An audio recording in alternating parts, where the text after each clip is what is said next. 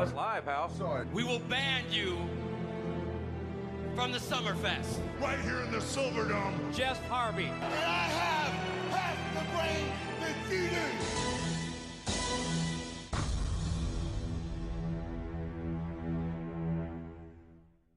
Welcome to Wrestle Hunks Weekly.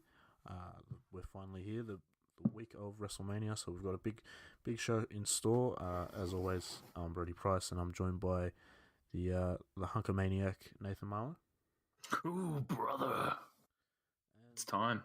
yeah, it is, and we've somehow got the finances together to get this special guest on that we've been teasing for weeks, and we would like to welcome in the Disco Inferno of the Wrestle Hunks podcast, Brandon Morrow. Oh, it's such an honour to be here. Finally making my debut on Wrestle Hunks Weekly. Thanks for coming down, Dan. We didn't want to waste it on just a throwaway in between Fastlane and Mania, so this is the big time for you, mate.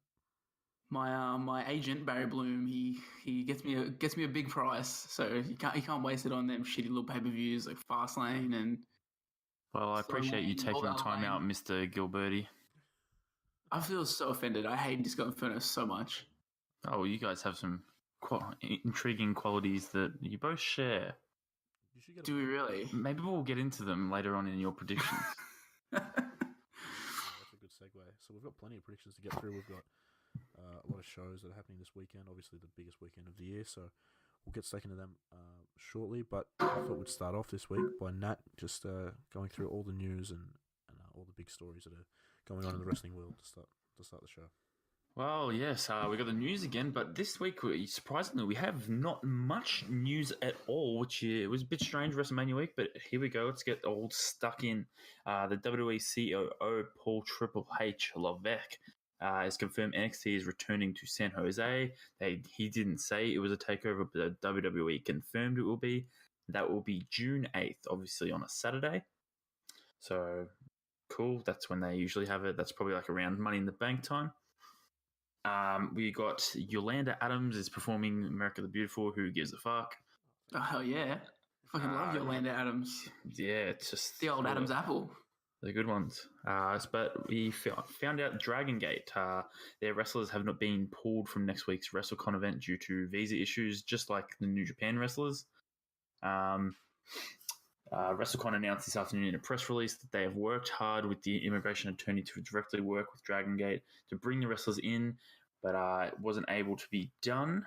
So that's no good. Bloody Trump. If they had flown us out to New York, we would have been very upset. We couldn't meet them. So Hey, I can perform if they want me to. yeah, well, that's not bad. I have a good chin lock on me. I have a good chin lock and a good chin wag. Nah, just do musical chairs. Oh, exactly. So we have Tenille Dashwood, the latest wrestler to enter wrestling free agency. And Tenille Dashwood, otherwise known as Emma, has announced the news on her social media, saying, free agent, happy, healthy, and healed. I don't know if you knew this, Brandon, but there was a terrible stable going on in Ring of Honor at the moment called Lifeblood. I do. Pricey did mention it, I think, once to me. I had like her. I'll go through it. Who else was The in it? terrible wrestlers of Juice Robinson, David Juice. Finlay, Bandito, Mark Haskins, and Tracy Williams. I hate Juice and old mate so much. So yeah. Stable's been around for about 2 months and she's already left. So that's really good job. But we have Josh Barnett is the newest member of the Bellator MMA roster. He'll be having a few fights there, possibly starting June 22nd. So good for him. I don't like his commentary with Jim Ross. I didn't know he still fought. So Yeah, I thought he retired. Yeah, he's very old, so cool. But WWE have also invited John Oliver to attend WrestleMania. Yeah, we'll get Brandon's thoughts because wait, did we talk? Oh, we didn't talk about this on the. I thought we talked about it last week. This only happened. No. We'll get everyone. yeah, this happened at the start of the week. What are your thoughts, Nat, on what John Oliver said? I thought he had some valid points, but he also buried wrestling, made me feel like a dickhead for liking wrestling. But he did have some valid points. I'm going to be honest, didn't watch it because I knew exactly what it was going to be about. I've watched enough John Oliver to know what his shtick was going to be. I mean, he's not wrong. Just, I get sick of, like, there are a lot of shitty things about the WWE and the way they operate, and we all know that. But I don't know, it gets annoying people just dogpiling on all the time. It's like, yeah, it's nothing really you can do. It doesn't matter how much pressure you put on them. Well, yeah, that's exactly what I said to Nat, is that nothing that he said was new to wrestling fans. No new news, yeah. It's just interesting. For something to actually change, like any of those things to change, it's got to come from the actual people working there, like the wrestlers. Like they need to strike or fucking do something. That's pretty much what I said to Nat as well. Like we, as fans, we can do so much. Like it's got to come down to the wrestlers at some point. If they don't want to be there, they don't want to work under those conditions. They've got to do something. The most we can do as fans is get Fabulous Moolah's name taken off a battle royal. We can't form a union. We can't do it all. Can't do much else. At some point, you got to be like, oh, fucking Otis, Matt Hardy, band together, get a union. And what else did you think about him calling Roman Reigns a pedophile? I mean, that's a bit much. Did you see this, Bren? Yeah, I heard he had some insensitive comments about Roman Reigns, which he called him a pedophile because he was always had wet hair. I don't understand that, but what? Cool. Yeah. Out of all the people on the roster that you could have picked, I don't know why you'd go for Roman Reigns, but should have chosen Braun Strowman. He also, the clip he played, they were like, "Oh, he's supposed to be the good guy," and they showed the clip of him getting booed for like 8 minutes. Not after WrestleMania. That's people just think he's just retired the Undertaker. Like, that's not really the best shot to show, and it's the WrestleMania. Yeah. So like, I don't know. Yeah, that's what he showed was really pretty out of context. Hey, boost those ratings, brother. But he's a wrestler that definitely doesn't boost ratings. It's Brutus the fucking Barber Beefcake being inducted into the Hall of Fame, brother. Don't think it's a secret who's going to induct that cunt. I mean, he got the rub from our podcast the other day. As soon as we mentioned yeah.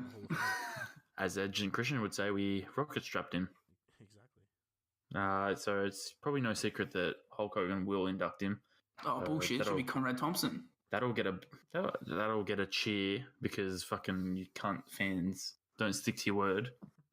Just like Vince McMahon, you don't boo him, but you talk shit about him on social media. Yeah, wrestling fans can't affect any change in the business because they're always going to cheer Vince. They're always going to cheer Hogan even after he fucking dropped the N-word about 56 times in a leaked tape. Exactly. So only a couple more pieces of news, but ahead of the season 1 continuing on the USA Network tonight, The Miz and Maurice's reality show has been renewed for a second season. So that's cool. The season is expected to air in 2020. That is exciting news. Good news. There's another child coming, isn't there? So plenty more content. There is. Yes. There'll be many contents for the years to come. So here we go. Everyone's favorite wrestler, Michael Elgin, has announced, or New Japan has announced his departure from the company. Good fucking riddance. Piece of shit. So this probably affects Brandon more than us because Brandon, you watch a bit of New Japan, so. I'm gonna be honest. I mean, like I hate him, but he wasn't really relevant pretty much the entire time I've been watching. I think he had his ladder match with Kenny for the Intercontinental title, like in the year before I started watching. But since then, he had the openweight title, and that's about it. Yeah, he did. He had it for like 3 days or something. He's been in the company since 2015, so it's not a big loss. So yeah, he's a piece of shit, and he's not in a major company now, which makes me happy. And last piece of actual news until we get to the YouTube roundup. We've got Elliot Sexton ate ice cream and Papa John's today. That's big news. Nice. Yeah, he's I don't know how familiar you are with Elliot Sexton's social media, Brandon, but he's very notorious for posting about 5 or 6 photos of different food during the day, and it's usually always pizza 5 times a day. That's pretty different to one of the only wrestlers I follow, Chuck Taylor, who just posts photos of his dog and makes fun of him getting his dick cut off. Yeah, nice. That was funny, actually. That was good. So Elliot Sexton clearly not taking advantage of the WPC's dietitian. Go to Carl's Jr. instead. Exactly. So here we go. We hit the YouTube roundup, and just go catch up on your up, down, down with Xavier Woods. Episode 13 of his SmackDown. Here comes the Pain playthrough, and episode 50 of the greatest show on YouTube, the Battle of the Brands with Tyler Breeze. SmackDown vs. Raw 2006 will be up later this week. Brandon, do you ever watch this? I binge watched past Survivor Series in the Battle of the Brands. And I just kind of like let them stack up so I can binge watch. And I haven't watched Here Comes the Pain yet because I'm just letting them build up. But I've got the playlist saved on my YouTube. Whenever time I go on, they're like telling me to watch it, but I'm like, nah, it's not the time yet. No, Brody is heavily into this. He's invested. I just picked up. I sort of just watched the one the other day. It had John Cone. John Cone, yeah. As soon as I saw John Cone, I was like, "Fuck yes, I'm watching that." So, Give it a watch. I did see that he was on there, which is that's good for John Cone, I guess. So next up we have a new Being the Elite episode 145. Giving my personal opinion, it's a very terrible epised. It's one of the worst ones they've done. I've been hearing. I haven't watched any Being the Elite since they announced Double or Nothing. I think. From what I've heard, people are saying like it's not been great since then. It's bad. I spoke to you, Brandon. I don't know when it was, but we sort of said that it's gotten worse from what it was. And last night I watched the video. I meant to send it to you guys. I forgot. It was Adam Cole's best moments on Being the Elite, and just watching that stuff, like you could just like how good it was back then. And we're just like sort of vlogging and taking the piss, and yeah, it was so much better than. I don't think it's ever going to get to that level again, unfortunately. Yeah, it's peaked. I always preferred it when it was like there was slight scripted elements, but most of it was just them like taking the piss in their day-to-day life. Like that era when Adam Cole was still there and Marty had just been introduced to the show. Like I think that was the peak. And what you're seeing on Being the Elite is what you're going to see on AEW. Yeah, which you're going to get similar stories. Well, that's what they're doing. I feel like they're booking things like through their show, whereas back then it was sort of just like they were just making and run with it. I can't wait to wait to see Marco Nakazawa versus Matt Jackson. Back then it would come like naturally, like they'd do something fucking dumb on the show and fans would like take it and like meme the shit out of it and then they'd run with it. But now that they actually write the show, it's like it feels forced. That's why I've never liked SU. I'm like, I don't know, it just seems forced. I don't care about Scorpio Sky. Like when they had like Where Do You Think You're Going with Flip, like that never really, I don't know, it probably did go somewhere. Like they ended up, I think Matt and Flip ended up hugging or something at the end of an episode, but it was just something funny that they just ran with for whatever reason. Yeah, like it came out of nowhere and just. The best thing that came out of this episode was they were at C2E2 with Marty, and Marty in the background said something. That was the best thing that happened. I didn't know that at that convention as well. I knew Marty was there. Marty, yeah. CM Punk was there as well, wasn't he? Yeah. Oh, what a crew. So, yeah, Being Elite. So, it's a bit stagnant at the moment, but moving on, we have Sheamus's Celtic Warrior Workouts, episode 73 with R-Truth. Get to see the youthful ways R-Truth stays in shape. How does R-Truth look 30 still? Oh, he looks black amazing. Don't crack. He's killing it. He looks so The bitch is back and the bitch is black. And it don't crack. Exactly. So there's still no new Samoa Joe vlog after 2 months. I didn't know. You probably don't even know this, Brandon, but he has a YouTube channel and they have a lot of views. He has 2 videos. I think I did know about it. He's probably too busy playing video games. I'm pretty sure Samoa Joe's like full on fucking super nerd. So And he has a family. Does he have a family? I did not know that. Pretty sure he does. Yeah. Some little shit egg kids running around. Next up, we have Demandy's Donuts episode 30, but it's still not uploaded yet. That's really sad. I'd like to review the donuts and how they went, but no. So I'm sure it'll be banger like usual. I guess it's WrestleMania season, so maybe they're a little bit more busy. But next up, we actually have a new video on your favorite channel, Brody, and it's Lana and Rusev's channel. And the new video involves that they talk about their comic book that they're co-writing. Is it called I'm Salty? Oh, cool. Cricket.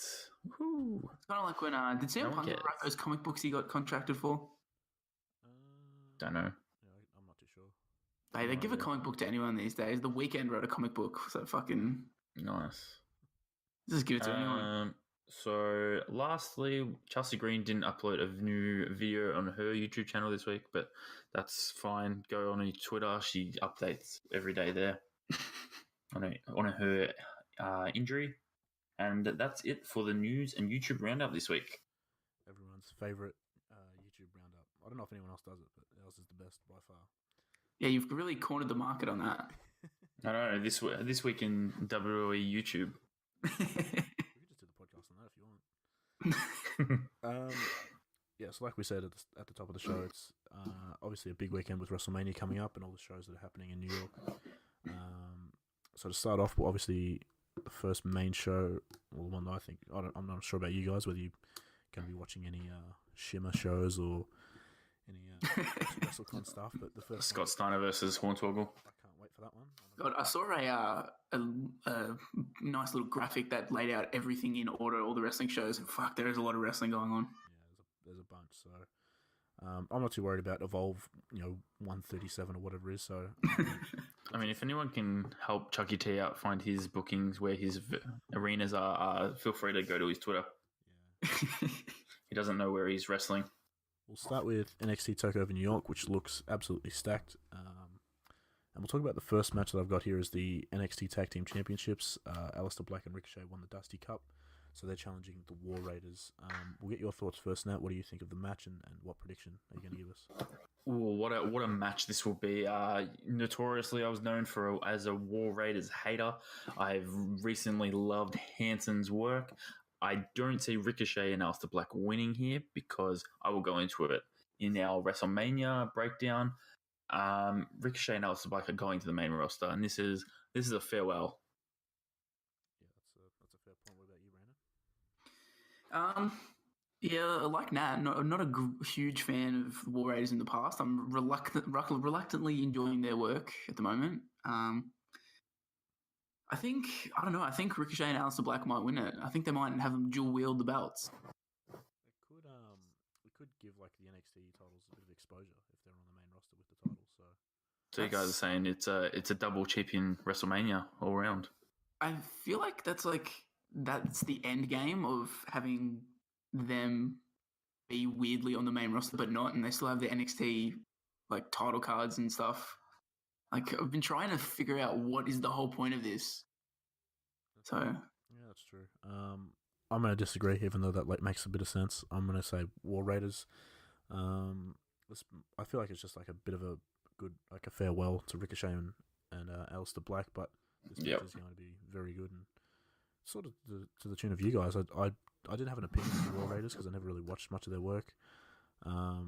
But they've been very good, and whether that's because they've been in the ring with the Undisputed Era or I don't know what it is, but they've torn it up in NXT. So this one should be a really good match. The next match is Pete Dunne versus Walter in capitals. Obviously, I've got there, guys, because it makes sense. That's for the United Kingdom Championship. So NXT UK getting a bit of love this weekend. So we'll start with you again, Nat. What do you think of this one? You're not going to sing Walter's theme for me? Like you usually do? No, you and I mean, if we're all watching Takeover together, I'll be singing the song when he comes out for sure. Well, you already know who I'm going to pick for this match, and obviously I'm going to take Pete Dunne to win because, as you know, I am fucking trying to bust my nut over Pete Dunne holding a title for 2 years straight, and he needs to do this around June time. So, Walter, just fucking hold your horses, mate. It's going to be a fucking cracker, though. A few chops will be in this match. R.I.P. Pete Dunne's chest. Yeah. What do you think, Brandon? I think it's clearly Walter's winning it here. Yeah. Like, there hasn't been a logical person for Pete Dunne to drop the belt to. I think the only person that would have made sense in the UK division, even since they'd actually got like a weekly show, would probably be Tyler Bate. So I think Walter is the right guy. He's come in. He was hot from the Indies. He's built like a brick shit house. Yeah, I think he's the natural progression for the division, and maybe they can send Pete Dunne to the main roster or something.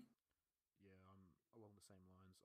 For some reason, people thought Joe Coffey was going to win the title at the Blackpool Takeover, but Walter is obviously Joe Coffey's just a fucking bland cunt. Wow, it's just a bland coffee. It's just he looks exactly as his brother. Hey, what was that? He looks exactly as his brother. Like, how can people have thought he was going to win, though? I remember that. I'm not too sure, but I think it is Walter's time. Pretty much what you said, Brandon. I think he's going to be the face going forward for the UK division, and whether or not Pete Dunne goes somewhere else, or I don't know. I'd like to see a couple matches between these two guys, because this one's going to be pretty good, I think. Velveteen Dream versus Matt Riddle for the North American title. This one has got all the makings for a classic, I think. So, what do you think, Nat? It's the DREAM, the Dream Show. That's I don't see Matt Riddle winning. I don't think they would have had Velveteen win the belt so weirdly just for him to drop it to Matt Riddle early on. I still think Matt Riddle's just gonna plot around for a little bit in NXT. He's got a lot to learn still, but I see Dream pulling out the win. What about you, Brandon? I was initially, when I just scanned the card, I was thinking that Matt Riddle would win it because I feel like Velveteen's got to be close to being pulled up onto the main roster. But then I realized I predicted 2 title changes already, so I don't know about that. Yeah, maybe I might say that Velveteen retains. I reckon this is a chance to steal the show. 2 really weird styles, Velveteen and Matt Riddle. I feel like it could either go horribly wrong or it'll be. It's gonna play at the same match as the Alistair and Dream match. You reckon? They work a similar style. I reckon, but Matt Riddle's so like weird. Like I don't think I've ever seen someone truly wrestle the way Matt Riddle does, which I kind of dig. Yeah, I mean the style might be similar, but the persona of Riddle and Black are very, very different. So just the in between stuff like we saw with Black and Dream could be a lot different than this, and it's going to be very entertaining to see. 2 very entertaining guys. I think you said Brandon. I think Velveteen wins. I don't know why. Wait, did you say Riddle or Velveteen? I've already forgotten. I said Velveteen. Did you say Velveteen? That I did. Oh, well, we're all agreeing then. That's nice. That's good. Yeah, it wouldn't make sense for him to drop it so soon. As much as I don't know if Velveteen ending Matt Riddle's undefeated streak. I don't know if that sounds right, but I think it's going to happen. They have to keep the title on Dream, and I'd like to see Matt Riddle in the main event of takeovers going forward. I think he should be the face of NXT.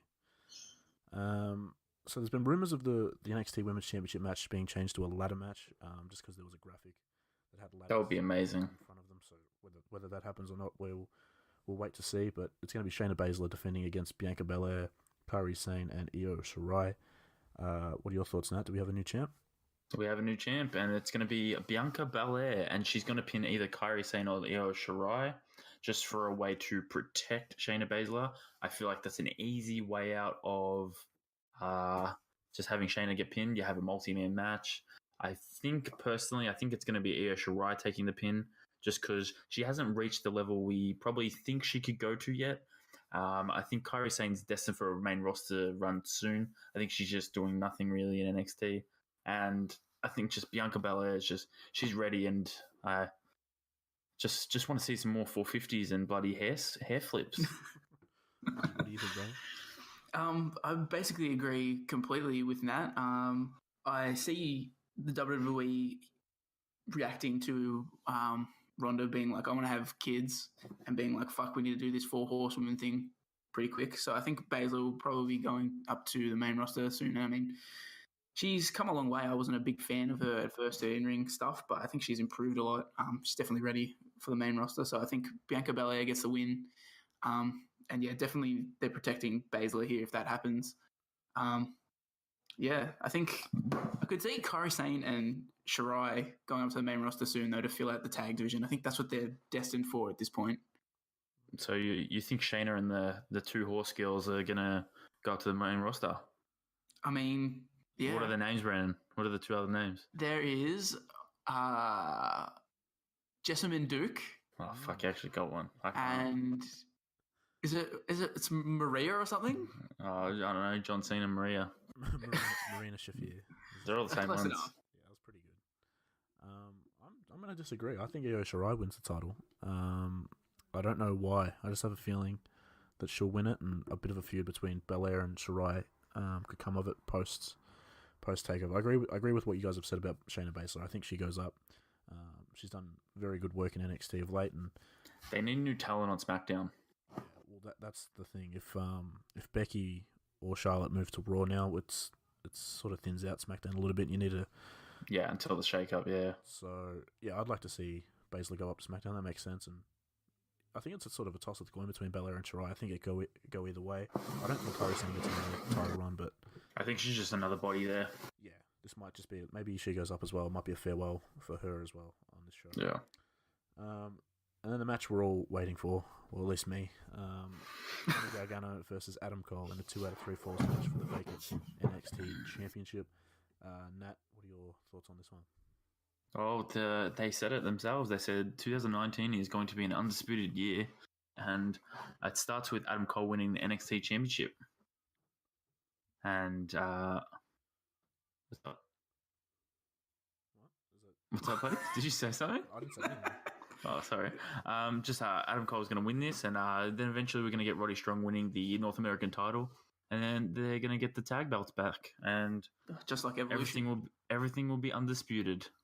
In a perfect world, anytime maybe I did say something, I don't know. When people say Adam Cole's winning, I just automatically think, yeah, you're fucking right. What about you, Brandon? Do you agree with Nat? I got to ask a question before I make my prediction. How long is Ciampa out for? I saw A while. It was like 6 to 14 months or something like that. Because it was a neck injury, wasn't it? Yeah. Because I want to say like Adam Cole wins this because they want Johnny Gargano's big, like his final, like a big moment in NXT to come. Like they want that down the line against Ciampa, but I don't know if that's going to happen if he's out. I forgot to put in news, but there was reports that he is going to 205 Live. Oh god. Hey, you can join Only Lorcan. If you didn't see that during the week, Johnny Gargano destined for 205 Live. Honestly, 205 Live looks fucking lit these days. I only keep up with it in GIFs, but it looks like pretty damn good. It's a good show to be in GIF form, I would imagine. I'm just watching these GIFs come up, and I'm like, damn, I'm kind of invested in Only Lorcan. Tony Nese versus Buddy Murphy going to be a great match, and they had a good pull apart.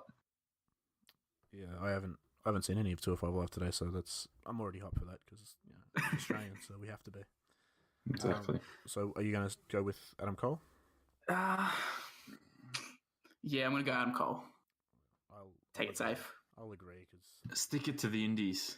It would be wrong of me to go against Adam Cole, so he's walking out as champ. I personally think if Gargano goes to the main roster, that sort of gives time for him to for the crowd to get invested in Johnny. That's ideally, and then when Ciampa comes up, he can sort of, I don't know, backstab Johnny again or cost him a match. I think that would be a good way to sort of inject Ciampa to the main roster if he's supposed to go up after he's healed.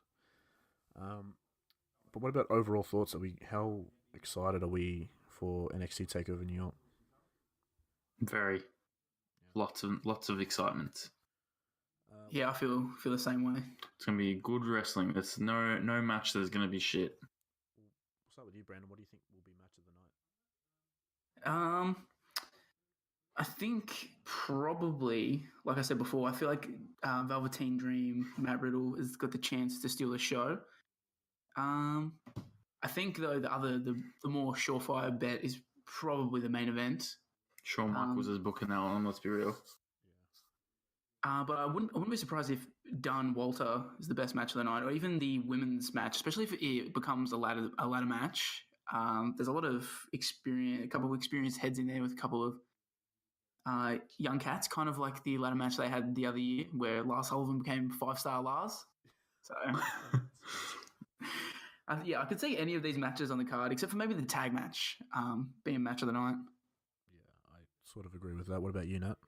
Yeah, well, it's going to be Adam Cole, Gargano. It's just but you got Triple H and Shawn Michaels probably booking that, and I'm sure it'll be a great 2 out of 3 falls match. I mean, that's going to be 5 stars. Yeah, I mean, I agree with you, Brandon. The tag match will be good without being great. I think that's sort of what you can get from that. Like, it's going to be a good match, but like when you've got that much talent on the rest of the card, I just don't know how well Ricochet will mesh with the War Raiders. I feel like as well, Ricochet and Aleister Black won't go all out in this, considering they have a WrestleMania match. Yeah, that's true. The following couple of days. Which one's the dude that does the cartwheel for the War Raiders? Is that Hanson? Hanson. They could do some flips around together. Also, watch out for Johnny's gear. He said he's wanted to wear this gear for a very long time. He usually rocks up with some pretty good gear for TakeOver, to be honest. Apparently it's a superhero design, but he's held back on doing it for a while. That's got me even more excited, so watch out for that. So that's happening on Friday American time, but if you're like us here in Melbourne, we'll be getting that Saturday morning. We'll move along to Saturday night in over in New York. It's going to be the ROH in New Japan presenting a G1 Supercard show from Madison Square Garden. I don't know how in depth we want to get with this, but we'll sort of run through I'll run through the matches and we'll just get your guys' thoughts on each of them. Will Ospreay versus Jeff Cobb. They're having a match for the Never Openweight Championship and the ROH World Television Championship. So we'll start with you, Brandon. You're the New Japan guy. What do you think of this one? My New Japan opinions are a bit out because they recently had the New Japan Cup. And if anybody's watched New Japan before, they'll know that their tournaments are fucking long. And I decided after I was burnt by the Best of Super Juniors that I was like, God, this is boring. I'm like, their tournaments from now on, I'll just watch the tournament matches. And I was still doing that for this tournament, but God, it's so hard to keep up. It's still like 2 hours worth of wrestling, even just with the tournament matches per night. So I'm a bit behind. I think Will Ospreay's winning this though. Will Ospreay's getting a pretty big push as kind of a heavyweight. I don't think he's actually a heavyweight yet, but New Japan clearly love Will and they love having him in a featured spot. So I don't think Jeff Cobb's going to be the one to knock him off at this time. What about you, Nat? What are your thoughts? I'm going the complete opposite way, and fuck, I don't care that Will Ospreay faced Okada or whatever, or Jay White. I don't give a fuck. Jeff Cobb is going to win, and it's because he is being built in Ring of Honor's TV as being the next top guy. He hasn't lost too many matches in Ring of Honor, actually, and I just think it makes sense for him to win both belts. This is great little New Japan versus ROH feud going on in our podcast. Well, Will Ospreay's too small anyway, so what does it matter? Well, if Jeff Cobb is the next big thing in Ring of Honor, him dropping the television championship, lead him on to better things. Hey, well, Will Ospreay, fucking the Ring of Honor New Japan G1 Supercard, it's not a vacation, mate. You're here to do work. Yeah, Will Ospreay's a dickhead. He's a dafty. I couldn't have said it better myself. This next match, I don't know much about one of the guys, but it's Dalton Castle, and I would imagine he'll be accompanied by the boys, and he has a match with Rush. We'll start with you again, Brandon. What are your thoughts on this? I don't really know anything about Rush. I know he MLW.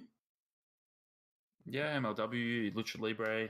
Yeah, I know that they signed him. It was a big deal when they signed him, but I literally have never seen any of him. But purely because he was a big signing, I'm going to say he beats Dalton Castle. Dalton Castle seems to have taken a bit of a slide since losing the top belt, so I feel like that'll be a big win for Rush. Yeah, what about you, Nat? Well, Rush is known for being the Inglobe, whatever, the Burnables Japan faction. LIJ. LIJ. Just call him that. He's CMLL. I see him winning just because Dalton Castle, he's a bit here and there. He's still clearly got a lingering injury. I think they lost a little bit of confidence in him from Ring of Honor. Rush is a new signing. Yeah, I tend to agree. I can't wait to see Dalton Castle's entrance. I haven't seen it for a while. I've missed the boys, but yeah, I don't know a lot about Rush, but I would just assume that because I've heard good things about him, and like you guys have mentioned, it's been made a big deal, so I would assume he wins. Now, I'm going to struggle saying this name, but Mawu Iwatani? I had to say it for all those weeks. Like shit. That's close enough. She's having a match with Kelly Klein for the Women of Honor Championship. Do either of you guys know anything about either of these two, and what are your thoughts? Is Iwatani the really old Japanese gal? I feel like she is. I don't know a whole lot about her, but I think Because I remember seeing her in the original tournament for the No, she's the women's 26. belt. Oh, okay, no, I don't think I know her then. I'm just gonna say, bloody Kevin Kelly's gonna win this one. Well, I've been following this for a bit. So they traded the titles over. So Kelly Klein is the Woman of Honor champion. They've traded titles, but I think Kelly Klein's going to keep it here. That's a bold claim. I will agree. It's Sumi Suke is the one that I think you're thinking of, Brandon. Okay, yeah. She's 47, and she was the first champion, Women of Honor champion. Oh, good on her. I'll go Kelly Klein because I'm not going to attempt to say the other name. In the next match, it was originally a New York City Street Fight Open Challenge that Bully Ray was issuing, but it's been answered by Juice Robinson. So I'm sure, Brandon, you've got some interesting thoughts about this one.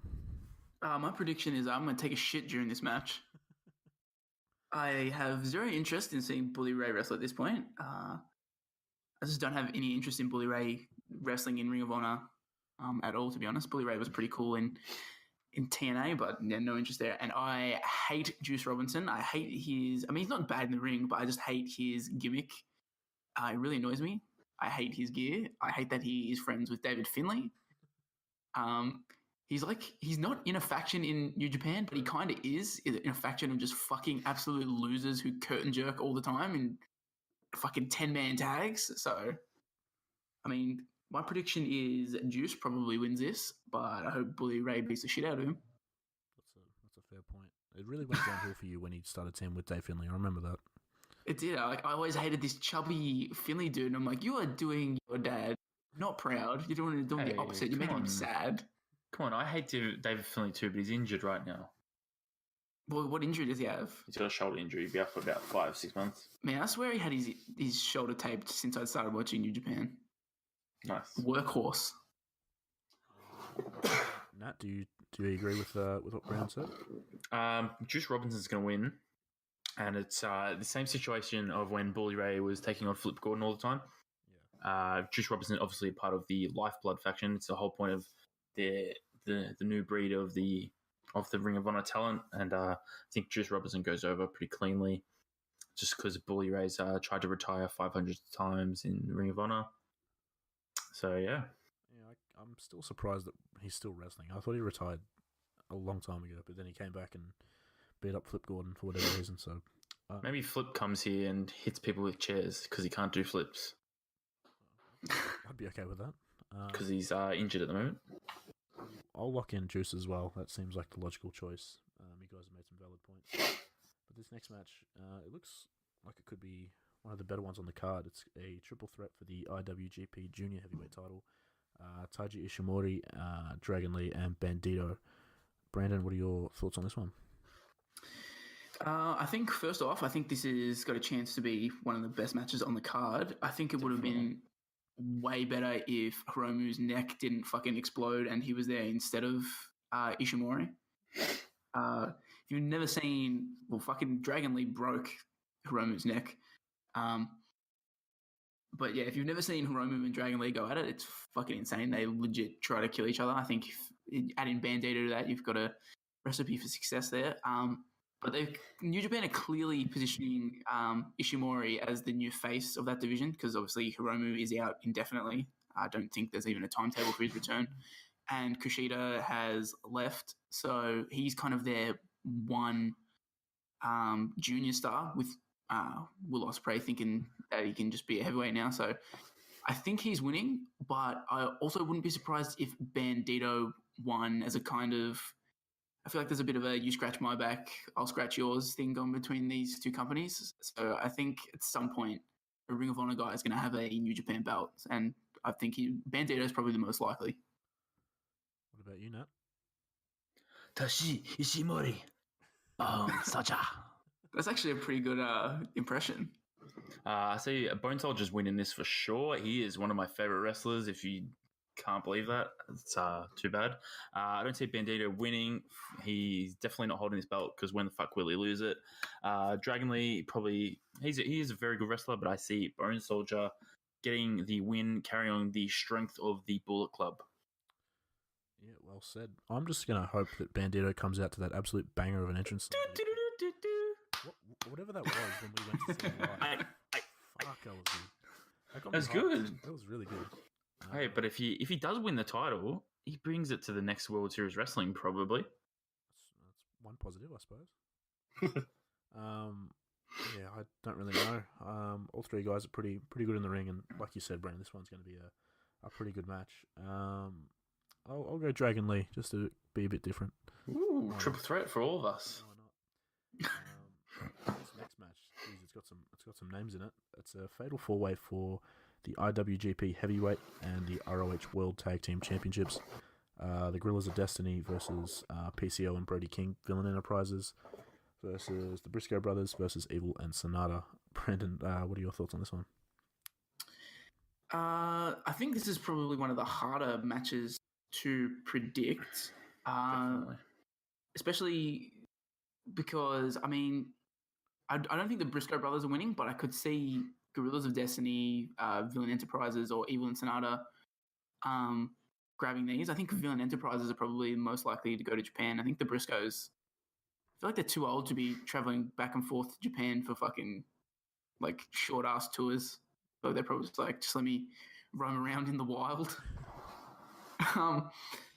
I was just having a scroll through New Japan's upcoming schedule, and they don't have any crossover shows with Ring of Honor up until like the G1. So if they were going to lose like the belts like in a crossover show, they'd have to wait until like a G1 show. So whoever's winning these belts from Ring of Honor are going to have to be kind of committed. I feel like PCO seems like a committed guy. Mate, he's been committed to the business for years and years, so he's desperate. It's not going to change. But I think I don't know. It's hard to split up. Maybe I'll go Evil and Sonata. They seem like they just hold the belts indefinitely forever. So I feel like Sonata. Did Sonata wrestle in Ring of Honor a lot? I don't remember him wrestling. I don't know, but he wrestled at Impact. Oh, who didn't wrestle at Impact, man? It's true. Yeah. So, what are your thoughts, Nat, on this one? It's definitely going to be our World Series Wrestling Tag Team Champions at Villain Enterprises. But instead of Marty Scurll, it's going to be PCO and Brody King at the end of the night holding their titles with Marty Scurll on their shoulders. Bold claim. It's I don't see these two blokes going to AEW. I don't see Marty Scurll going to AEW either. Well, really, you don't see Marty going to AEW? I thought I was the only one questioning whether he would go. No, we'll talk about it when we get to the ladder match. We'll save it for a sec. That's nice. I like it. A bit of a teaser. Jeez, it's hard to pick. I was going to go Evil and Sonata, but give me God. Give me Tamatonga dancing around. And is he the good guy still, or is he now the bad guy? He's a bit of a split personality. He wants to murder what culture? He said. Oh, so do I. So that's fair. They have the Bullet Club block party, I think, that weekend, don't they? Oh yeah, that's a thing. Oh yeah, I forgot about that.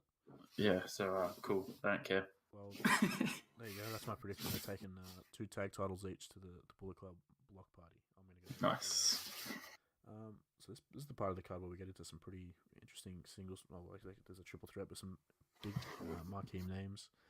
Zack Sabre Jr. versus Hiroshi Tanahashi for the Rev Pro British Heavyweight Championship. Yeah, we'll start with you, Brandon. What are your thoughts on this one?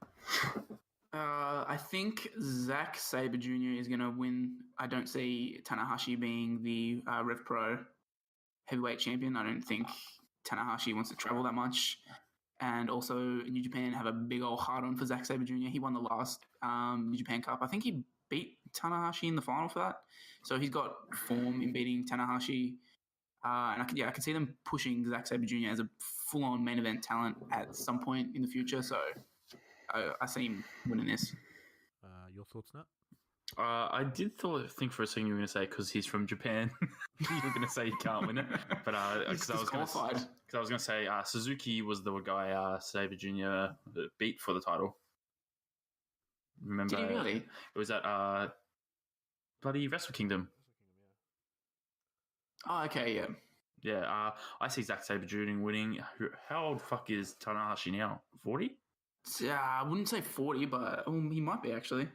I just think Zack Sabre Jr. I think they really love Zack Sabre Jr. I think they love him a lot more than Will Ospreay. Tanahashi's 42, by the way. There you go.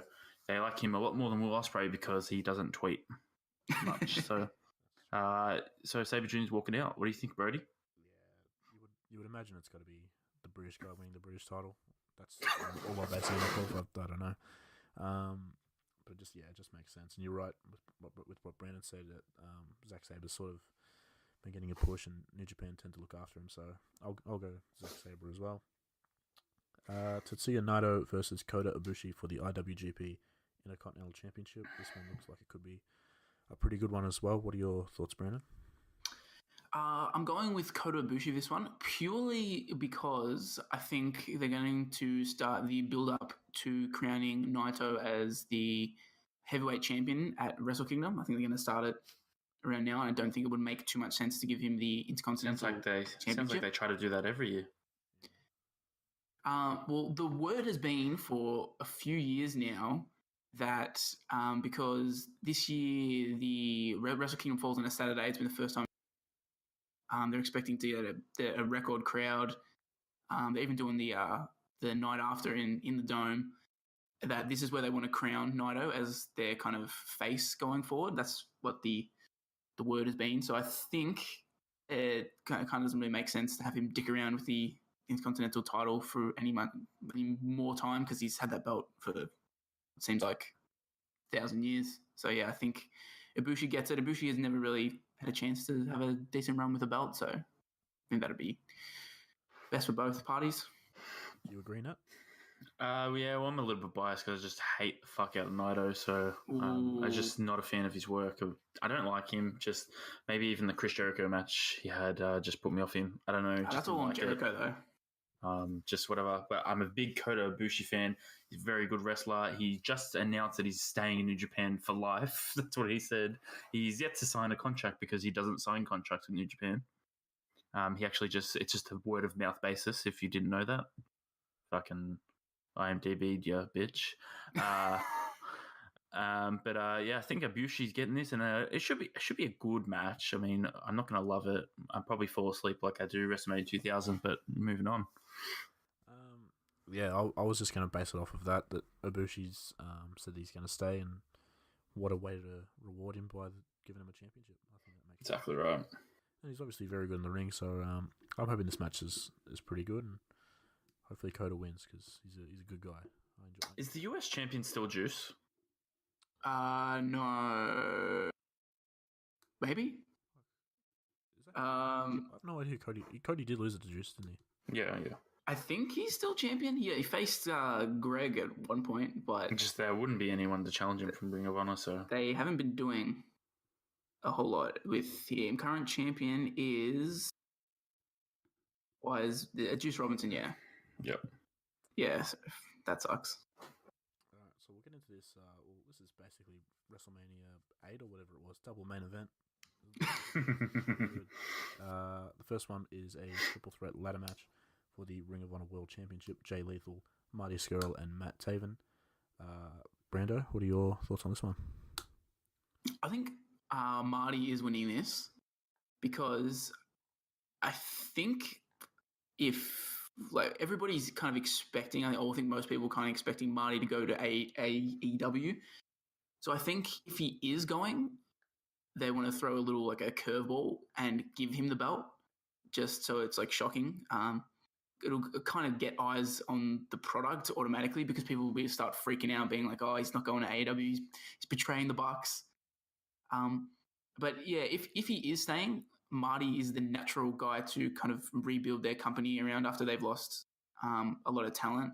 Marty is so fucking over for a dude who's so little. He's just probably one of the most over guys in the industry. I feel like he's a very good heel. Yeah, he's just, I don't know what it is about him, but he connects with audiences just ridiculously. People in the crowd at WWE shows, when they do the Too Sweet chant, they still do the whoop whoop part. Yeah. Which he's not even part of Bullet Club anymore, and people are still referring to Marty Scurll. So, and I think just either way, either if he's staying or he's going, Marty's probably the choice here. Do you agree with that one, Nat? Yeah, I agree. Marty Scurll's walking away with the win. I don't see him going to AEW for a very long time, actually, and it's probably a hot take, but I think they're going to crown him with the Ring of Honor World Championship. I think if he goes to AEW, no offense, but they're not going to put him as the top guy. There's too many people there portrayed as big heavyweight top guys. I don't think he fits in yet. I think maybe they'll have a couple shows and maybe then Marty will make a move. But I think he needs a run with a world championship to show his worth, what he's worth. And I think Villain Enterprises is going to have a very good night here. This is very interesting. This is where I come in and drop a bomb. I think It's going to go to a draw. I think Matt Taven wins it because he's Matt Taven, and Yeah. I don't know, He's just that damn good. he's sort of been around the mark for a number of years now, and he hasn't won the big one, so to speak. So I think to crown him in Madison Square Garden would be a pretty cool moment. I also think, hot take, I don't know if I actually think this, but I think Marty's going to NXT with Deonna Purrazzo. So, Thank you. I think that as well. Like, I feel like either, like, I don't know, AEW, there's a lot of promise with not a lot to show at the moment. It's not a fit for Marty either, though. And then, like, let's say AEW does get up and running. Like, they do have this mythical TV deal that keeps being rumored by Meltzer, but he doesn't say any details about it because he's a fucking mark for the ex-Bullet Club boys. So they do start filming TV. They're going to be moving around the country a lot. It's not going to be like how it is now where they've got Double or Nothing coming up, but they can just like kind of pick and choose when to work. He'll be on the road, and then Deonna Purrazzo will be on the road. That's basically the end of that. They're never going to see each other again. So I feel like if he's staying in Ring of Honor, he's going to WWE or NXT. I mean, NXT, we've seen a lot of guys go up. Gargano's probably going up. Black, Ricochet. I don't know. I think there's room at the top for Mighty Skrull to feud with an Adam Cole or a Matt Riddle and Velveteen Dream. So that's personally what I would like to see. I enjoy Marty. If he could keep that gimmick, that would be obviously a lot of fun. But I actually don't know if that will happen or whether it's likely. But I just thought I'd throw that out there. Imagine Field Enterprises as a whole in WWE. PCO back in WWE. That'd be amazing. So yeah, I'll go. For some reason, I don't think Jay Lethal's working out the title. Even though he's been a great champion for the company, I think this show's gonna usher in a bit of a new era for Ring of Honor, and whether it's Marty or Matt Taven, I'm not too sure, but I'll go with Matt Taven and see what happens. It's a big shame. It's a big shame his contract runs out after WrestleMania weekend. And Marty's contract, yeah. It's because that would have been cool, like if you had Adam Cole win the title, and then you had Marty coming out. It'd be a really good story that for us fucking hardcore fans. Do you guys also think like it's weird? Like if he does go to AEW, they have like less than a month or maybe a bit over a month actually to build some kind of match for him at Double or Nothing. Yeah, it would be very hard. I feel like it's gonna be thrown together. I feel like if he goes, it might be like a run in or like a special. Yeah, be an appearance. Yeah, that would probably be the best way to use it. Yeah, because anything at this point is just going to be slapped together, or they're just going to throw him in like a multi-man match, which is kind of lackluster for this dude that people have been waiting to see what happens with him. For sure. I mean, they've got the Kenny Omega Jericho match. They've got the Bucks and the Lucha Bros, and they've got whatever Cody's match is going to be. So I feel like they've got a lot of big matches. They probably don't need to add Marty on as well. So it'll be interesting to see. But we've got the main event here. It's Jay White versus Kazuchika Okada, who won the New Japan Cup, and he's challenging for Jay White's IWGP Heavyweight Championship. Brandon, are we seeing a new champion? I think so.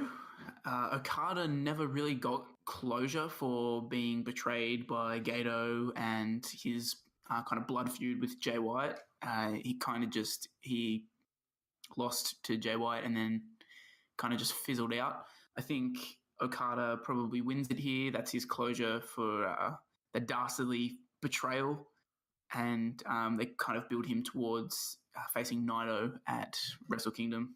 I like Jay White as champion. I like him being on top. But I think the story that New Japan and Gato is trying to tell at the moment, he kind of doesn't really fit in. So, yeah, I think Okada. Matt, you're a big Jay White fan. What are your thoughts? Oh, yes, I am. I even changed my bloody PlayStation icon to Jay White. I think Okada has a very high chance of winning. I'm going with Jay White because I just love him. I think he's the next top star in Japan, but his story is very reminiscent of Okada's story. And there was reports recently that the New Japan management actually want Okada as their champion again to lead into obviously Wrestle Kingdom against Naito. But when Okada first won his championship, he only had a run for a couple of months, lost it, then won and had his big reign. I think the same thing might happen here for Jay White. Has a little run, loses it to Okada, gets a big reign down the road. but because I'm a biased piece of shit, I'm choosing Jay White. Yeah, you guys have made some pretty valid points and made my job pretty easy because I wasn't sure which way to go, but I'll go Okada. This is a pretty big deal. I don't think we've made a big deal of this show because it's like the first show in I don't know how long. Exactly. That's in Madison Square Garden. That's not WWE. So. This would be the first time since WCW did it which I don't know, God knows when that happened. You're going to have a big, bloody confetti streamer fucking celebration for Okada. Yeah. And this match, I'm pretty sure, like New Japan put out their cards, Brandon, you'll know better than I, but they put them out in order, don't they? Usually, yeah, they always have them in advance, like the whole show structured out. Yeah. Because I've taken this straight off of New Japan's website, so this is in order of... yeah, that would definitely be in order then, yeah. So, Okada being on last, I just think that to close out this historic show, I think it's Okada that's winning the title. But honestly, this could be another one that's a very good match. It's a big weekend. So we'll get into that then. What match or what excitement level do you have for this one as opposed to Takeover?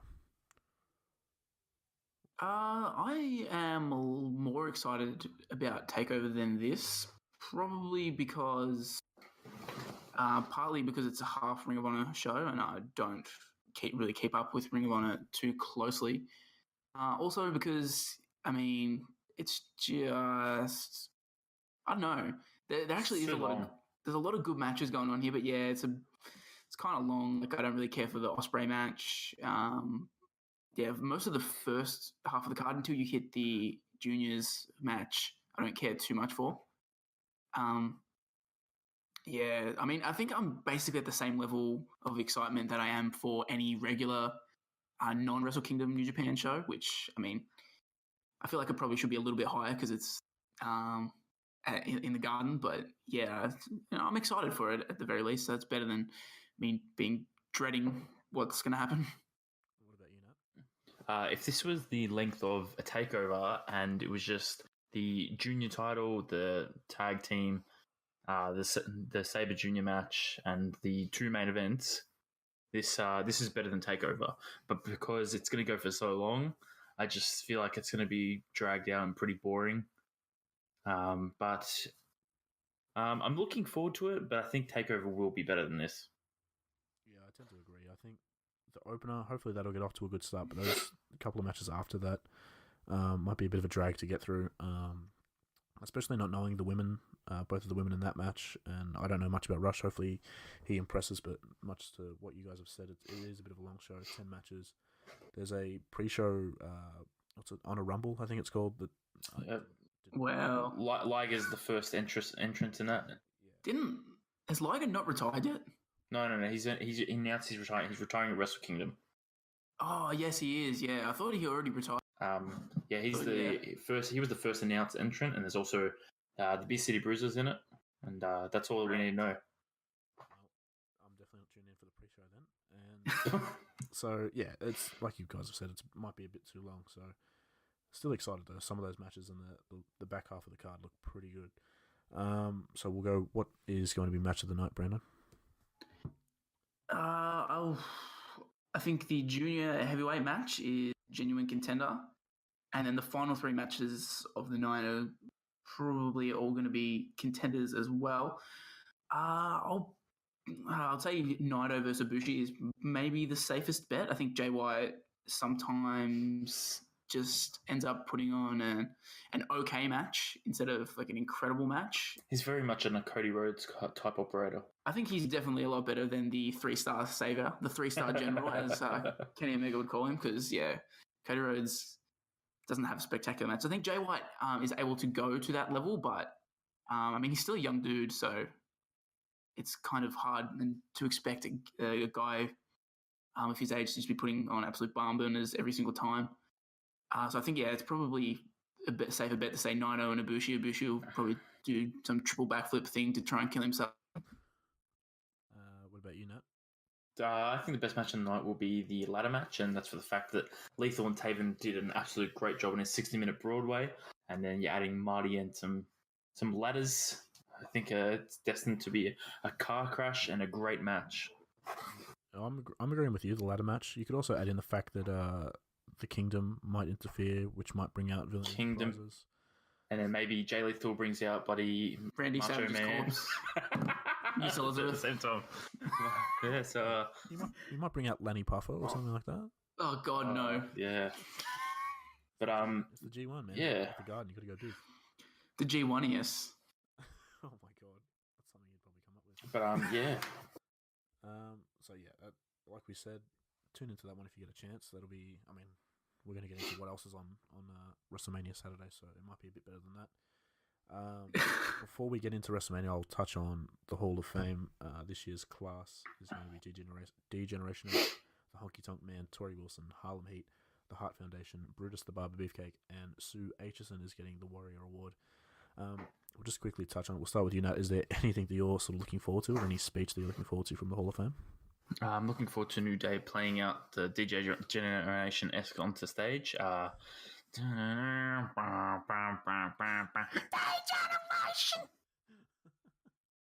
Oh god, Brutus the Barber Beefcake's speech is gonna be terrible. Honky Tonk Man, that could be a must-see speech. Very notoriously doesn't like WWE at times, so that'll be interesting. Interesting to see Tori Wilson, how she's reacted to by the crowd.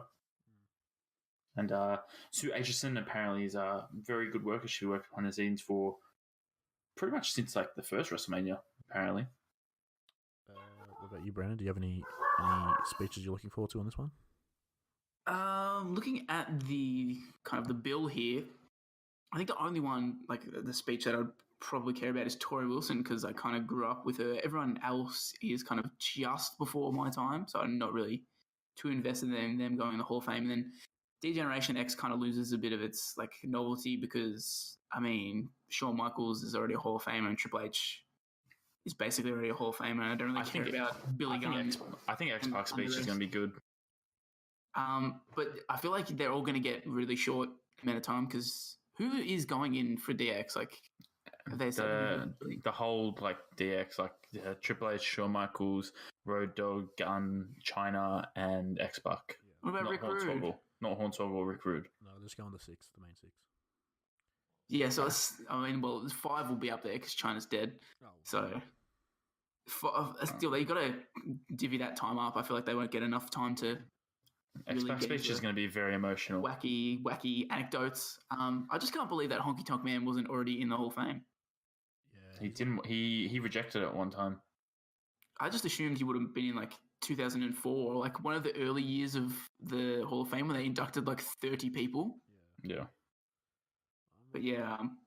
I'm with you guys. I think Tori Wilson, because like you said, Brandon, that's the one we sort of grew up with.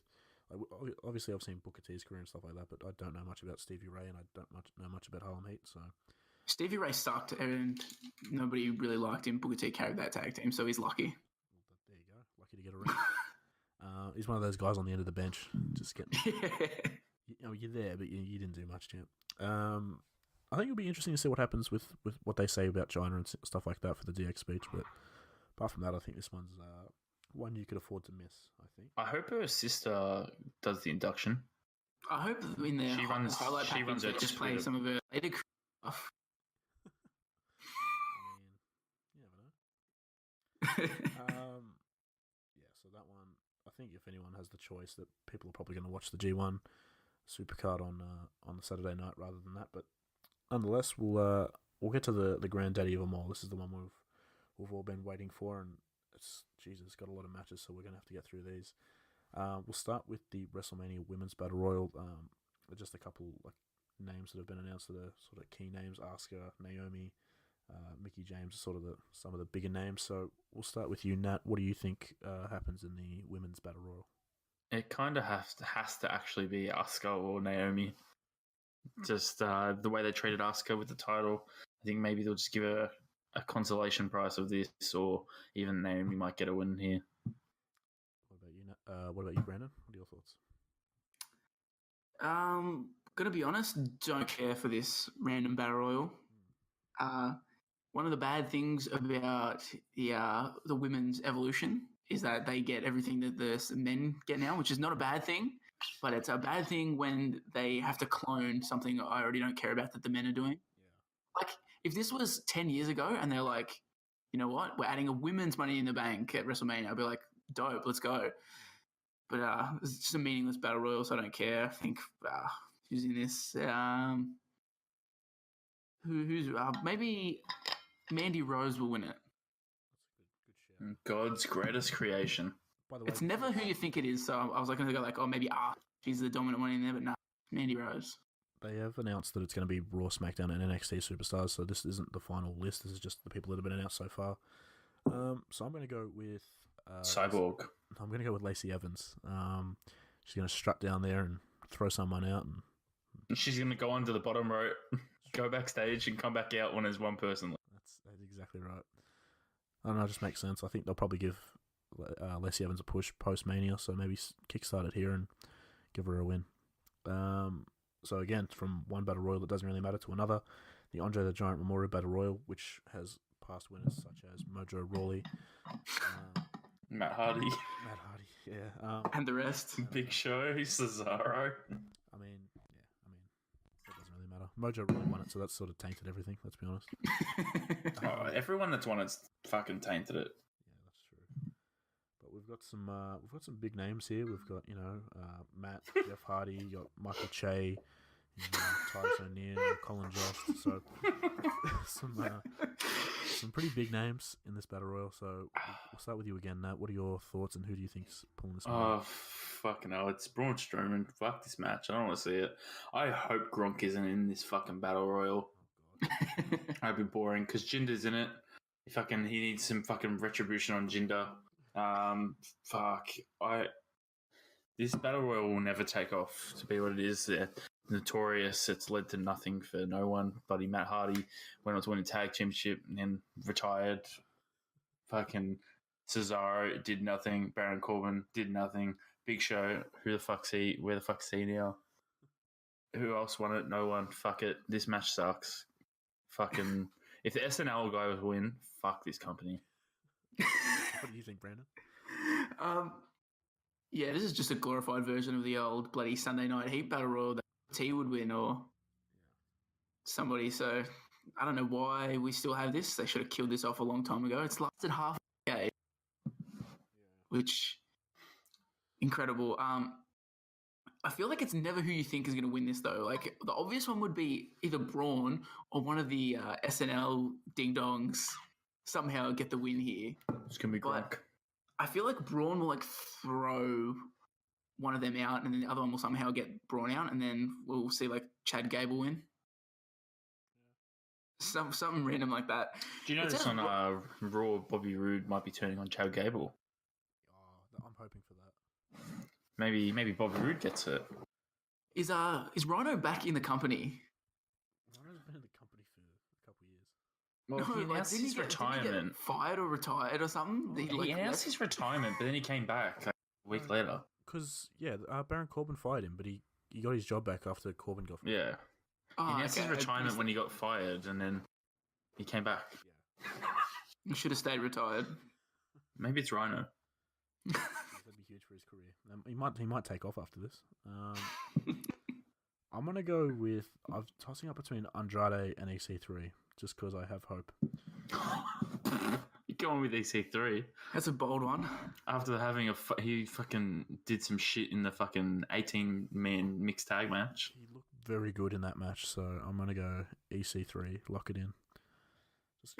Maybe he'll lose to Tyler Breeze and Apollo Crews again. Did anyone predict Mojo to win it the year he did? Probably not. Probably not. Yeah. Well, when there was a fucking shot of Gronk in the crowd at the start, maybe. Yeah. Well, who knows? We might see Drake Maverick in the crowd, and then we'll know. and then the Dallas Mavericks come. So yeah, both of those matches have been announced for the pre-show, by the way, and so is this next match. It's for the Cruiserweight Championship. It's Buddy Murphy versus Tony Nese. Nat, who do you have to win this one? No, you spelled the Heavyweight Championship wrong. Because these two are definitely not 205 live. These two are fucking huge. I thought I actually spelled something wrong. They have to check it. Buddy Murphy, he's definitely winning. Our boy, if you're not supporting him and you're Australian, you're a fucking disgrace. Tony Nese, this story hasn't been built up for very long, so I feel like it's a bit of a filler. I think I'm still hoping that Kushida makes a debut soon. But I think Buddy Murphy's taking this out in a really good match that everyone must tune in for. Yeah. What do you think, Brandon? Yeah, Buddy Murphy's winning this. They're not wasting Buddy Murphy's title loss on Tony Nese, unfortunately. It'll probably be a great match, as all Cruiserweight Championship matches tend to be since they brought back the Cruiserweight division. But yeah, like you said, Nat, I feel like a Kushida, or if they do bring Gargano to 205 Live, it's going to be someone like that with an actual big name behind them that knocks off Buddy Murphy. My original prediction when we first made our very first predictions was Aiden English. You thought he was going to do the old Austin Aries. That's exactly what I said. I said he was going to do the Austin Aries. That led literally nowhere. And I said my backup option was Kushida. That did not happen at all. So I did not see Tony Nese coming. I agree. I had Cedric winning the tournament from the whole way through, but they turned Tony Nese babyface like minutes after he won the tournament. So yeah. No, I'm agreeing with you guys. Buddy Murphy wins this one, and it's going to be a good match because it always is with the cruiserweights, and the crowd won't be, 7 hours deep into a show at this point, so they'll actually enjoy it. The next match got announced today. We're recording this post SmackDown Live, so the SmackDown tag titles are in a match, a fatal four-way. The Usos defending against The Bar, Ricochet, Aleister Black, and Rusev and Shinsuke Nakamura. We'll start with you, Brandon. What are your thoughts on this one, and who walks out with the gold? I think Ricochet and Aleister Black are winning it for that crossover appeal for NXT in the main roster. I think they're going to get it. I don't want to see the Usos or The Bar with the titles again because I feel like they have the belts permanently. And I can't see them giving the win to Rusev and Shinsuke, although that would be a pretty cool moment. It'll be like the Zack Ryder title win where they throw the fans a bone. Yeah. And I don't really have high hopes for this match. I feel like it would be a clusterfuck that they have to condense into like under 5 minutes. Yeah. This reeks of a match that's just given just go out there and get it done. I tend to agree with that. What are your thoughts, Nathan? Well, just how sad Shinsuke Nakamura gone from the main event this time last year to this, a last-minute tag match. Well, that's what he gets for wearing that weird vest thing. No, you have to change your character up all the time. I don't see The Bar winning here as much as I like me, Sheamus and Cesaro. But I think the Usos forfeit once again, and Ricochet and Aleister Black win the titles. I think that this is their main roster coronation.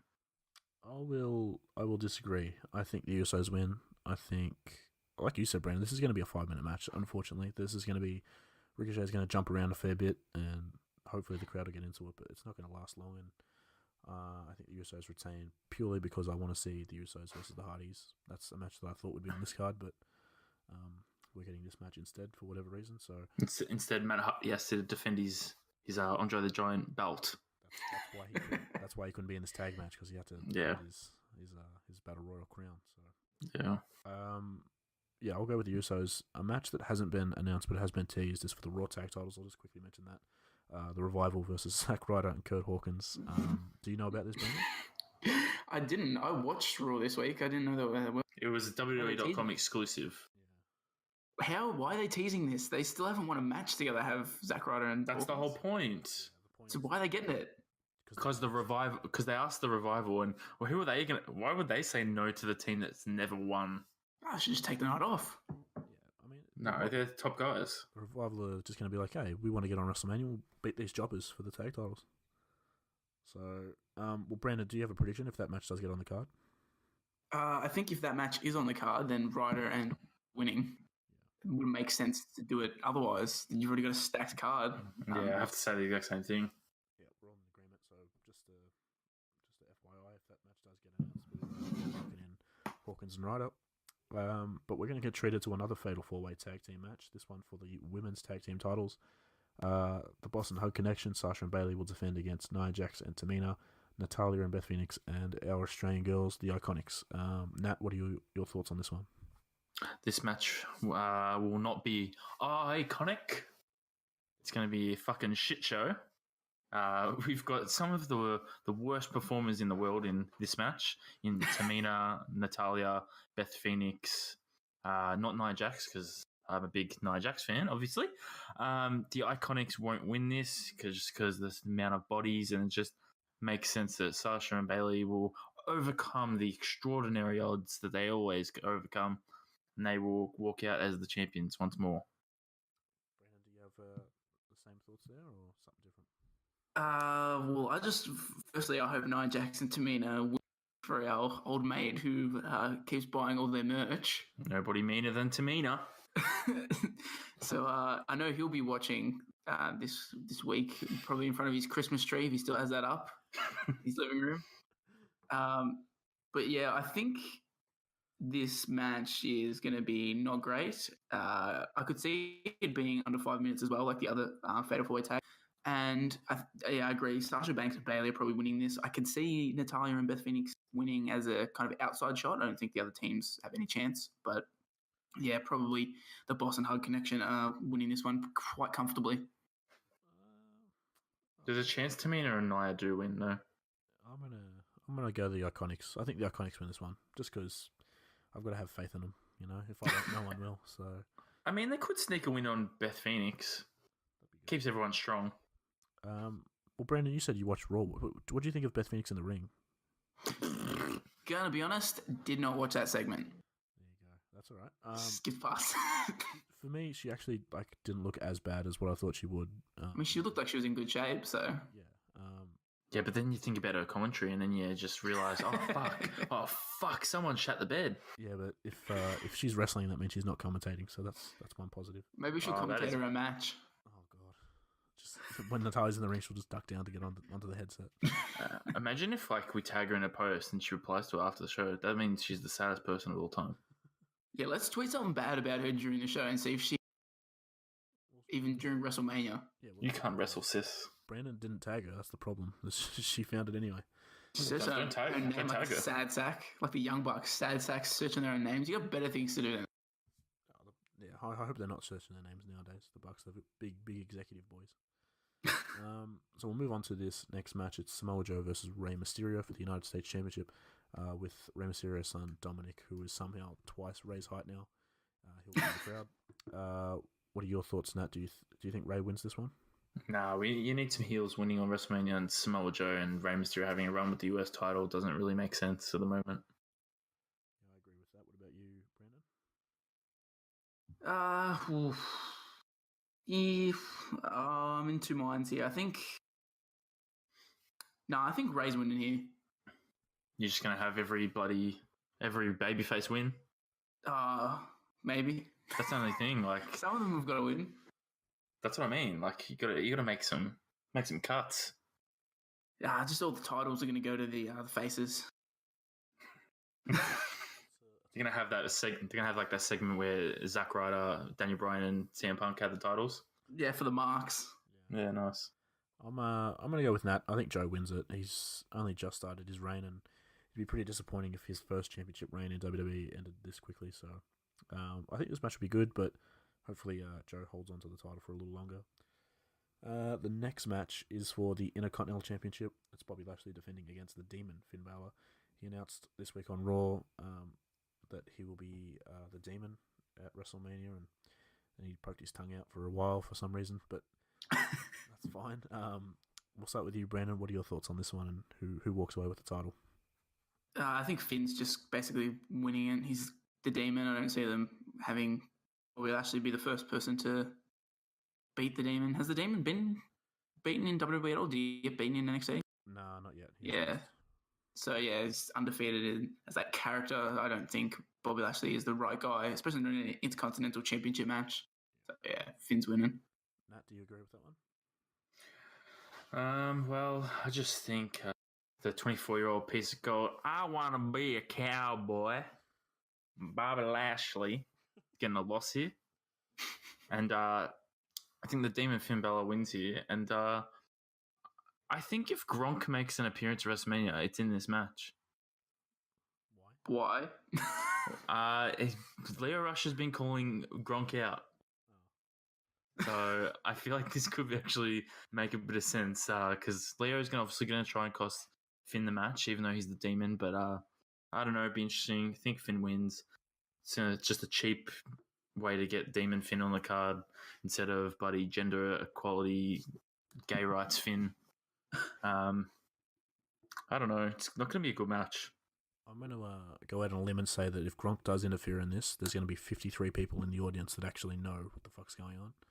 Oh, there's a random guy. Yeah, not even that. His feud with Leo Rush that is happening on Twitter.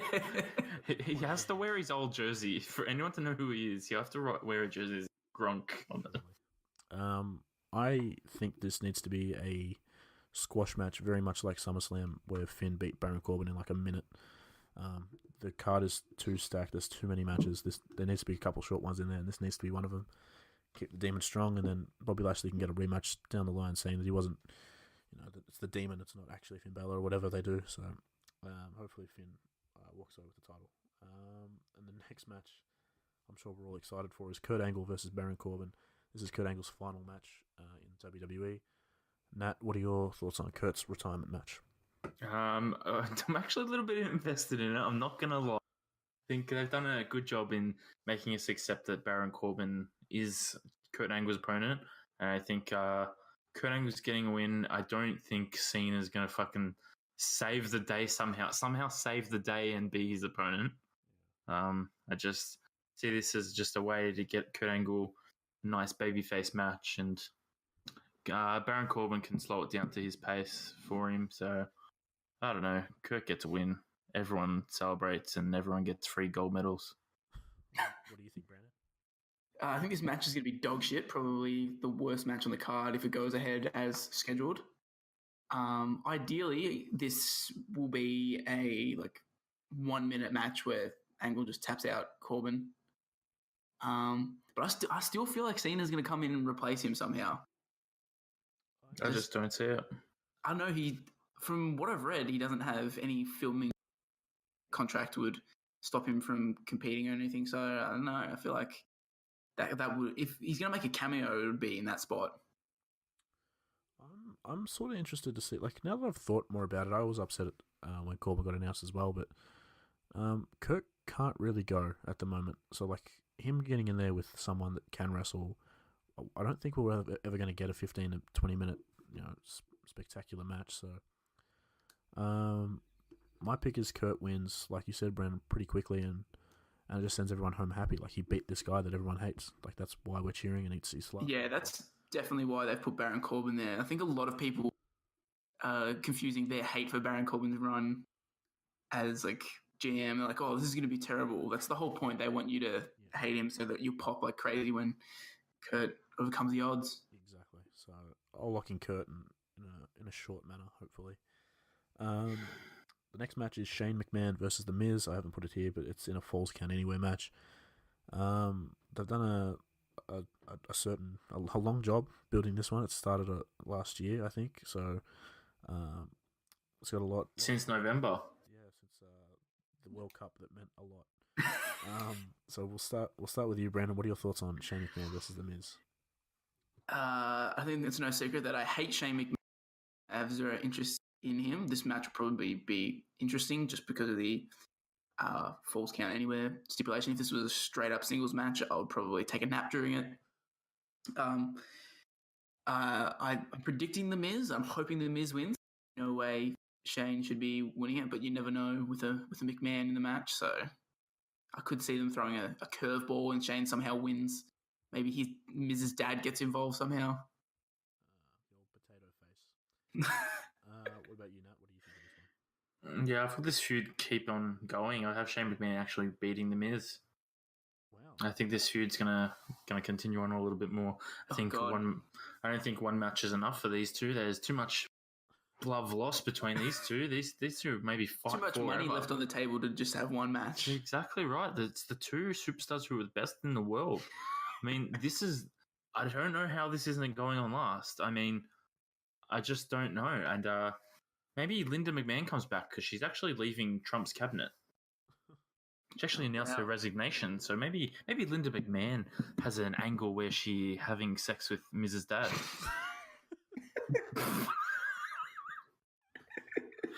I bet you guys didn't think of that one. We can only hope that that's the direction they're going in. I don't know. I'm gonna go with the Miz. I'm gonna go with the Miz with Shane jumping off of something really stupidly tall. That's my The prediction. Miz's dad. The Mrs. Dad on top of Linda. Yeah, I can't top that. That's probably what's gonna happen. Obviously one that people probably aren't looking forward to, but one match that people are looking forward to, I think that could be one of the better matches on the card is Randy Orton versus AJ Styles. Had a little war of words again today, which was quite entertaining. So, what are your thoughts, Nat, going into this one? Oh, you already know who I'm choosing. It's the guy who's won every title in the WWE, and it's Randy Orton, the 13-time world champion. He's going to defeat the fucking indie mark in AJ Styles. I think this, and the reason for that is that Randy Orton has been fucking up every babyface in the company. He's going to continue to do so till he gets another match against the eventual winner of the WWE Championship, which will be the babyface. Maybe we get another Orton title run, but Orton is going to kill Styles. He's obviously going to do the RKO from the phenomenal forearm. What are your thoughts, Brandon? I have zero investment in this match. I don't really care about it a whole lot. I think it'll be good if Randy Orton actually shows up and gives a fuck in the ring, which who's to say if he will. I feel like AJ will win, but you never know with Randy Orton. He always seems to win these matches. Like when he faced Seth at WrestleMania, it's like, oh, Seth's going to win this. And then, no, he didn't. Yeah, I feel like the phenomenal forearm spot was like, surely that's too obvious. Surely they're playing us. Like, just it's not really out of nowhere if everyone's predicting it.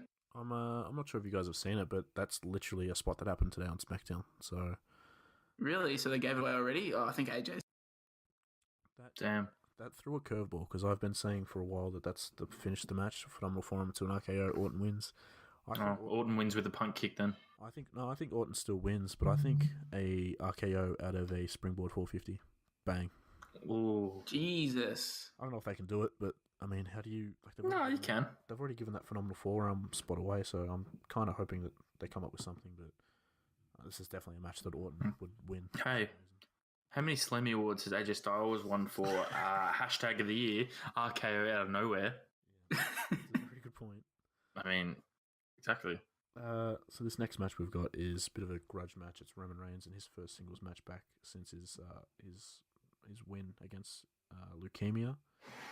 So obviously a pretty easy fight in comparison. He's got Drew McIntyre. So what are your thoughts, Brandon? Who's winning this one? Much like the last match, not really invested into the story of this at all. I actually hate all the stories that Drew has been involved in since being on the main roster. They first lumped him with Dolph Ziggler, and then the stupid fucking fake shield that he was part of. It's terrible. Don't really care too much for the story going on here. I think the match will be pretty solid, pretty brutal. Both of these guys like to hit hard, so I don't think the match quality will be anything to be too upset about. I think obviously Roman Reigns is winning this. It doesn't make sense to make the guy who just beat cancer to job out on the main stage. I think they know that it'll get headlines that Roman Reigns wins here, so Roman's probably going to do the job over Drew. Do you agree with that, Nat? Oh, yes, but I am invested in the story because of the way Drew McIntyre has fucking up Dean Ambrose each and every week, and Roman's sticking up for his brother. Apparently, Dean Ambrose said his goodbyes after Raw, so don't know what's happening there. Good riddance. Yeah. Oh, jeez. Okay. They've had some good matches, Drew and Dean over the past couple of weeks, and looking forward to this match. I wish Drew could win because he kind of needs the win to be built up, but I know the story's there. Roman has to win. I hope that they book it in a way that Drew comes out of it looking strong, but Roman is winning this one. Drew's pretty much the complete package I think that Vince would want. He's big, he can talk, and he's good in the ring, so I don't see why Vince wouldn't want to push him. I think probably post-Superstar shakeup, I think Roman might go to SmackDown. That's a feeling I have, so that Drew and hopefully Seth wins and they can have a feud going forward, but Drew can be the big monster heel on Raw. But yeah, I think Roman Reigns wins this one in his first match back. So a match that sort of tugs at our heartstrings a little bit, surely, guys. So this is It's our childhood. yeah, throwback to our childhood and when we first started watching. It's Triple H versus Batista in a no holds barred match. Triple H's career is on the line. We'll start with you, Nat. What are your thoughts on this? Initially, when they said career on the line, you think, whatever, Batista's obviously losing. But it's not that. I mean, it's not that simple. It's like, who's to say Triple H can't come back? He fucking owns. He pretty much runs the company. So that does open the door for Batista to win. But there are so many matches that seem like the babyface should win.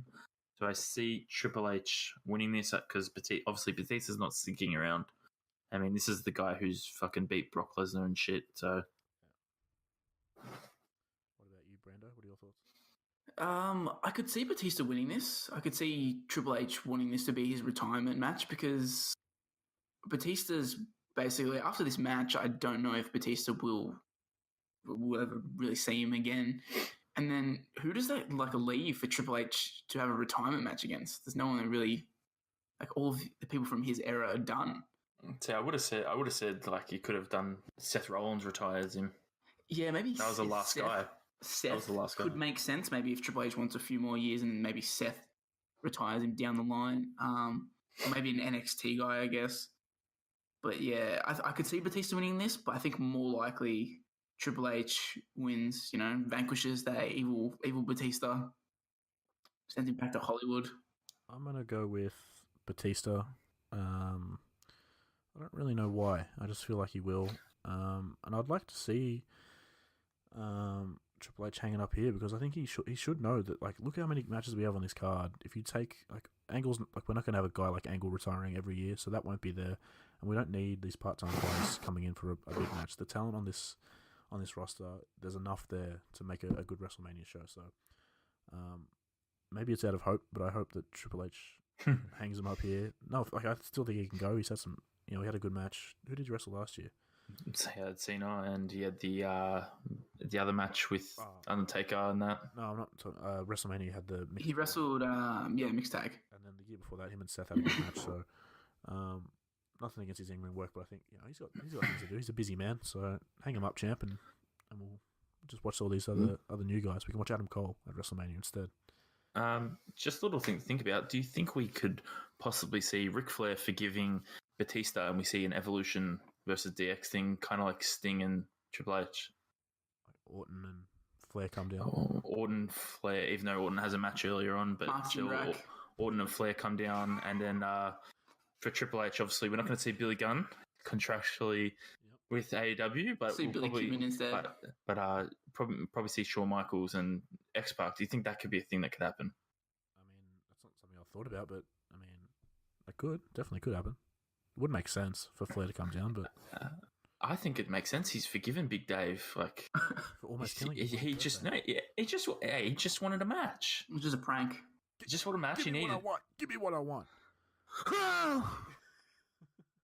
It's I think it could happen. I don't know if it's the exact same as the NWO DX thing, but possible. I mean, you can hold out hope if you want, but I will. Well, I will. So this next match is one that I think all of us can agree has probably been the best built match to the card, and one I'm definitely looking forward to. It's Daniel Bryan versus Kofi Kingston for the WWE Championship. We'll start with you, Brandon. What are your thoughts on the feud in general? Because Nat and I have sort of spoken about it just about every week on the show. So, what are your thoughts on the feud and who wins the match? I've really enjoyed the build. It's been pretty great considering it came literally out of left field. It fell into their laps. Mustafa Ali couldn't compete in the Elimination Chamber, and Kofi got put in there, and then it really sort of just grew from there.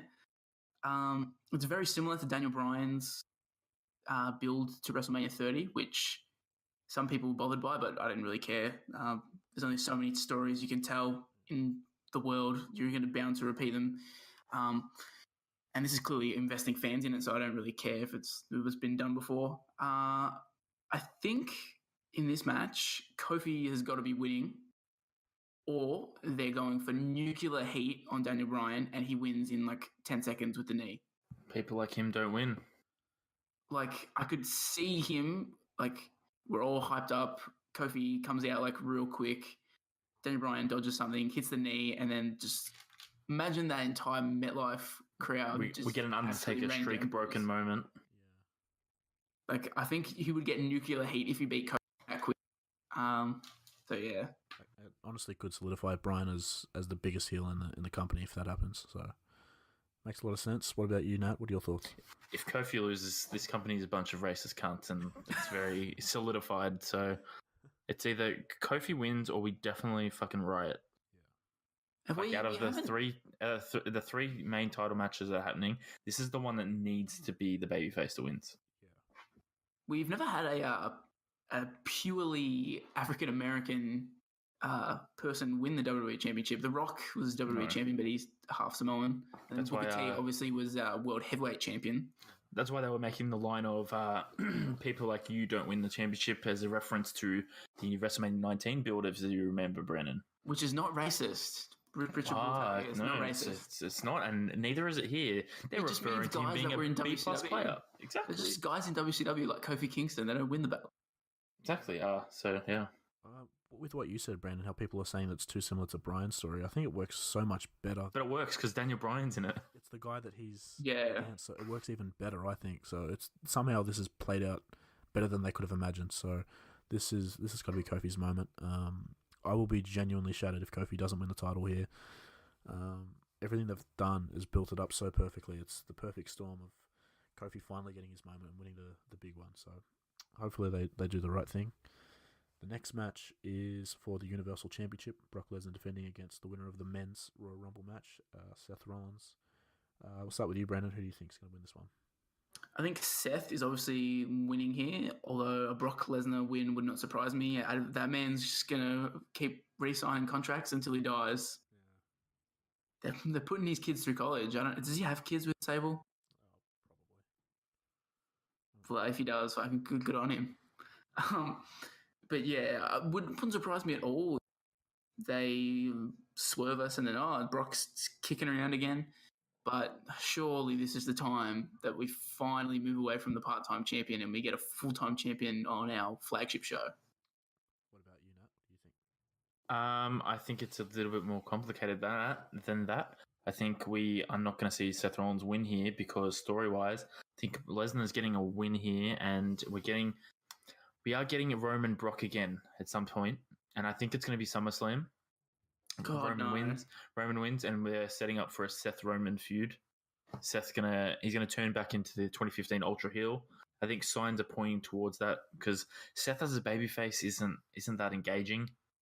As you said, Brandon, Lesnar's going to keep signing contracts. If you listen to last week, obviously UFC aren't doing pay-per-views anymore, so there's no leverage for him to get a UFC contract. Wait, what?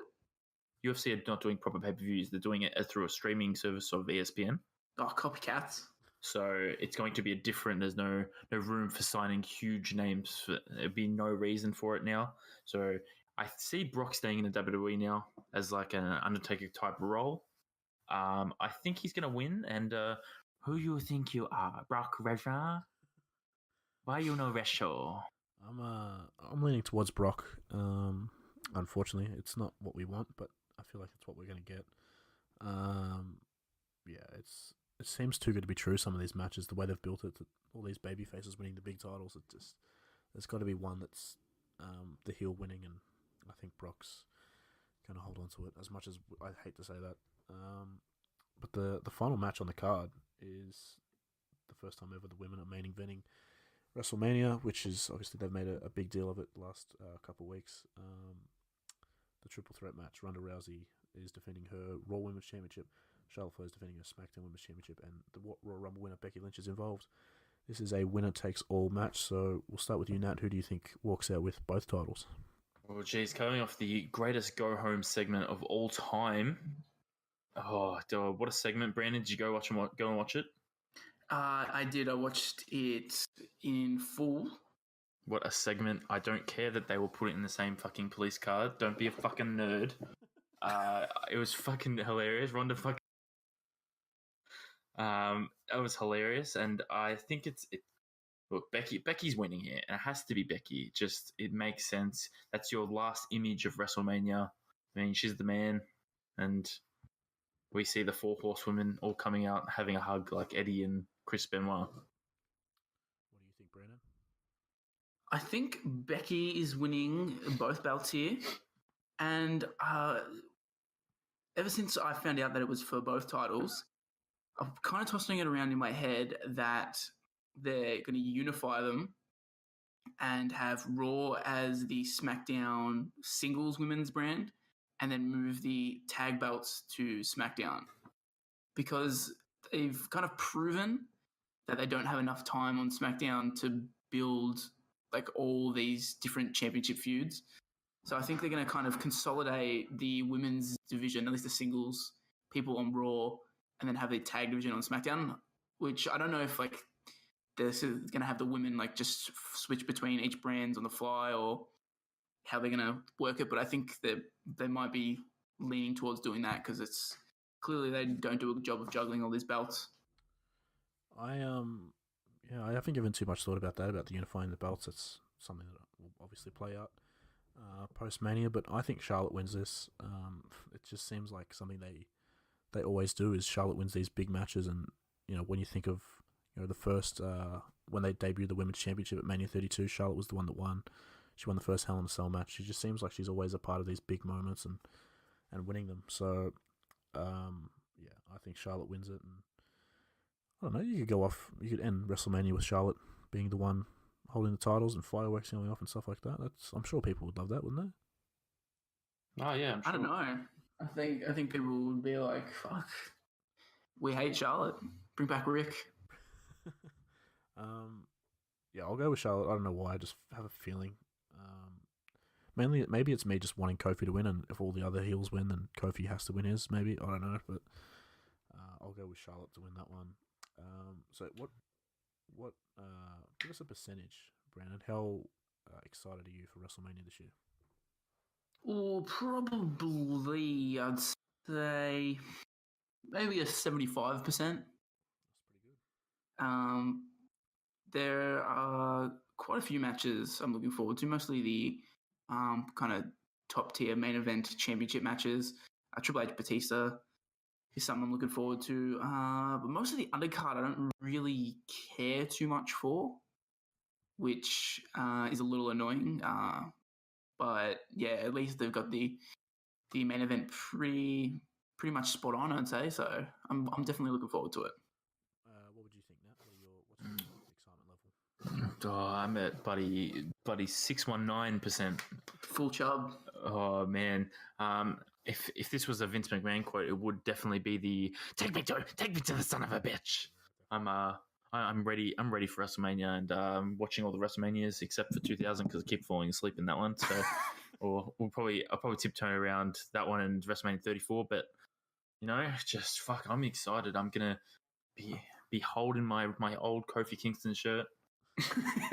I might even chuck it on eBay, see what price it fetches. If you want, I'll sign it as Kofi Kingston. We'll see how much we can get for it. Maybe I'll just trace his signature on eBay. Exactly. On Google or something. It's the same thing. I'm pretty excited about this. I agree with you, Brandon. Some of the matches in the lower card don't seem great, but I think they've done a great job with booking the top end of the card. So, and mainly those three world championship matches. That's going to be an interesting card and see how it plays out. So, the next question would be what's going to be match of the night? What steals the show for you, Brandon?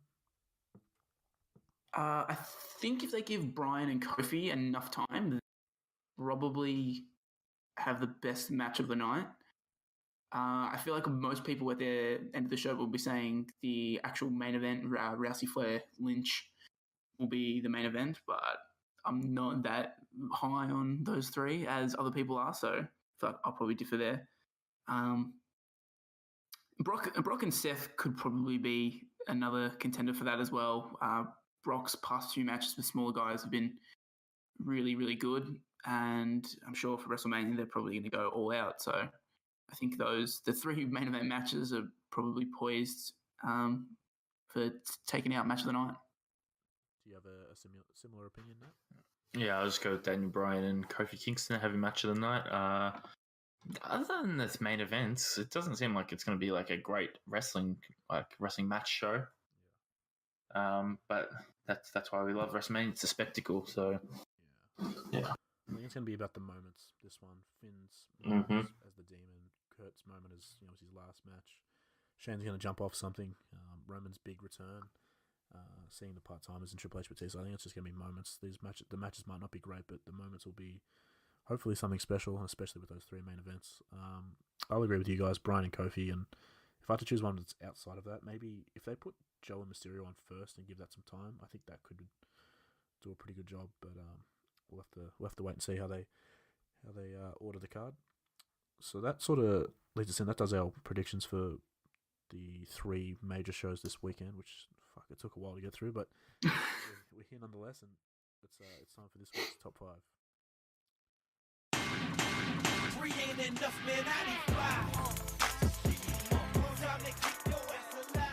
So this week we've got Nat. We've both got the week off, which is nice. We have to get Brandon in more often because sometimes I struggle to come up with a top five. So Brandon, what top five have you got for us this week? So I thought long and hard about what my top five segment would be, and I set it on today. Top five legends who had or have terrible records at WrestleMania, aka the reverse Undertakers of the WWE. That just rolls off the tongue. It really does. And so I did a fair bit of research going into this. I had to pull up stats and did percentages, got my calculator out. Before I get into the actual top five, I've got a few honourable mentions. These guys aren't necessarily legends or have been in like a lot of battle royals and that kind of thing, so their records are kind of a bit skewed. But there's Shelton Benjamin, who has a 1-7 record at Mania. Dolph Ziggler, who has a 1-8 record at Mania, and then Kofi Kingston actually is 1-9. But most of those 9 losses are in battle royals, and then I think last year is like one of his only actual proper losses. I think, and the Team Teddy versus. So he's appeared at WrestleMania every year of his career. Yeah, I think so. Has he? Jeez, this will be his 11th year. I think he might have missed 1 year actually. That's pretty impressive. I think because I remember scrolling through and I was like, oh, he didn't appear that year. But yeah, moving into the actual top five here, I've got at number 5 Chris Jericho. He has a 5-9 record. Not the worst. That's 55% of his matches. I think he started his WrestleMania career pretty badly. He lost a lot of his matches, but then he salvaged them through the middle. I think he only won this 17 match of like his first 4 or 5. Mm-hmm. That triple threat at 2000. He got pinned. He did. I marked that down as a loss because I was just had it as an elimination match or whatever. Okay, right. But yeah, because he lost that. He lost at 18 Triple H. Yeah, 18. He lost at 19. He lost at 20. He lost at 21. Yeah. So yeah, he was a big loser before he came back for his second run. That's why AJ had to job out to him at 32 just to get his record. Next, I got Shawn Michaels, who has a 6-11 record at WrestleMania, surprisingly. Known as Mr. WrestleMania, but he actually did the job quite a bit. It didn't help that his last 2 matches at WrestleMania were against The Undertaker, which he was pretty much always going to lose. But yeah, he's done the job quite a bit, did the job a bit as part of the Rockers, as we reviewed on the Wrestle Hunks podcast against the Orient Express. Fuck Jannetty. He's always costing him matches. Just dragging him down. He actually did quite a few jobs in like his main event run when he had it was feud for the belt. I think he lost to Austin, obviously. And I think, did he lose to Diesel at WrestleMania as well? Yeah, I think. Yeah. Yeah, so it's a surprisingly poor record. There's also JBL, who has a 3-7 record at Mania. Got one of his wins in the memorable Belfast Brawl with Finlay. But yeah, he's a guy who didn't have a great WrestleMania career. He was basically just in throwaway multi-man matches early on in the main event. He was basically there to put guys over, so didn't have a great run.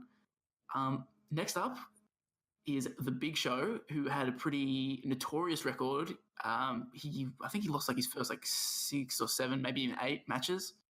But he's since then turned it around to be 5-12 at Mania. Jeez, few wins actually. Which, yeah, but he was really just an absolute job boy for a bit there. Wait, didn't Cody say like when they had that feud, like did he say that he never won at WrestleMania in that feud? I think the Cody match was the first time he won it, and then he won a bunch. Then like thrown a few 6-man tags, won the Battle Royal. Yeah. So that helped him out there.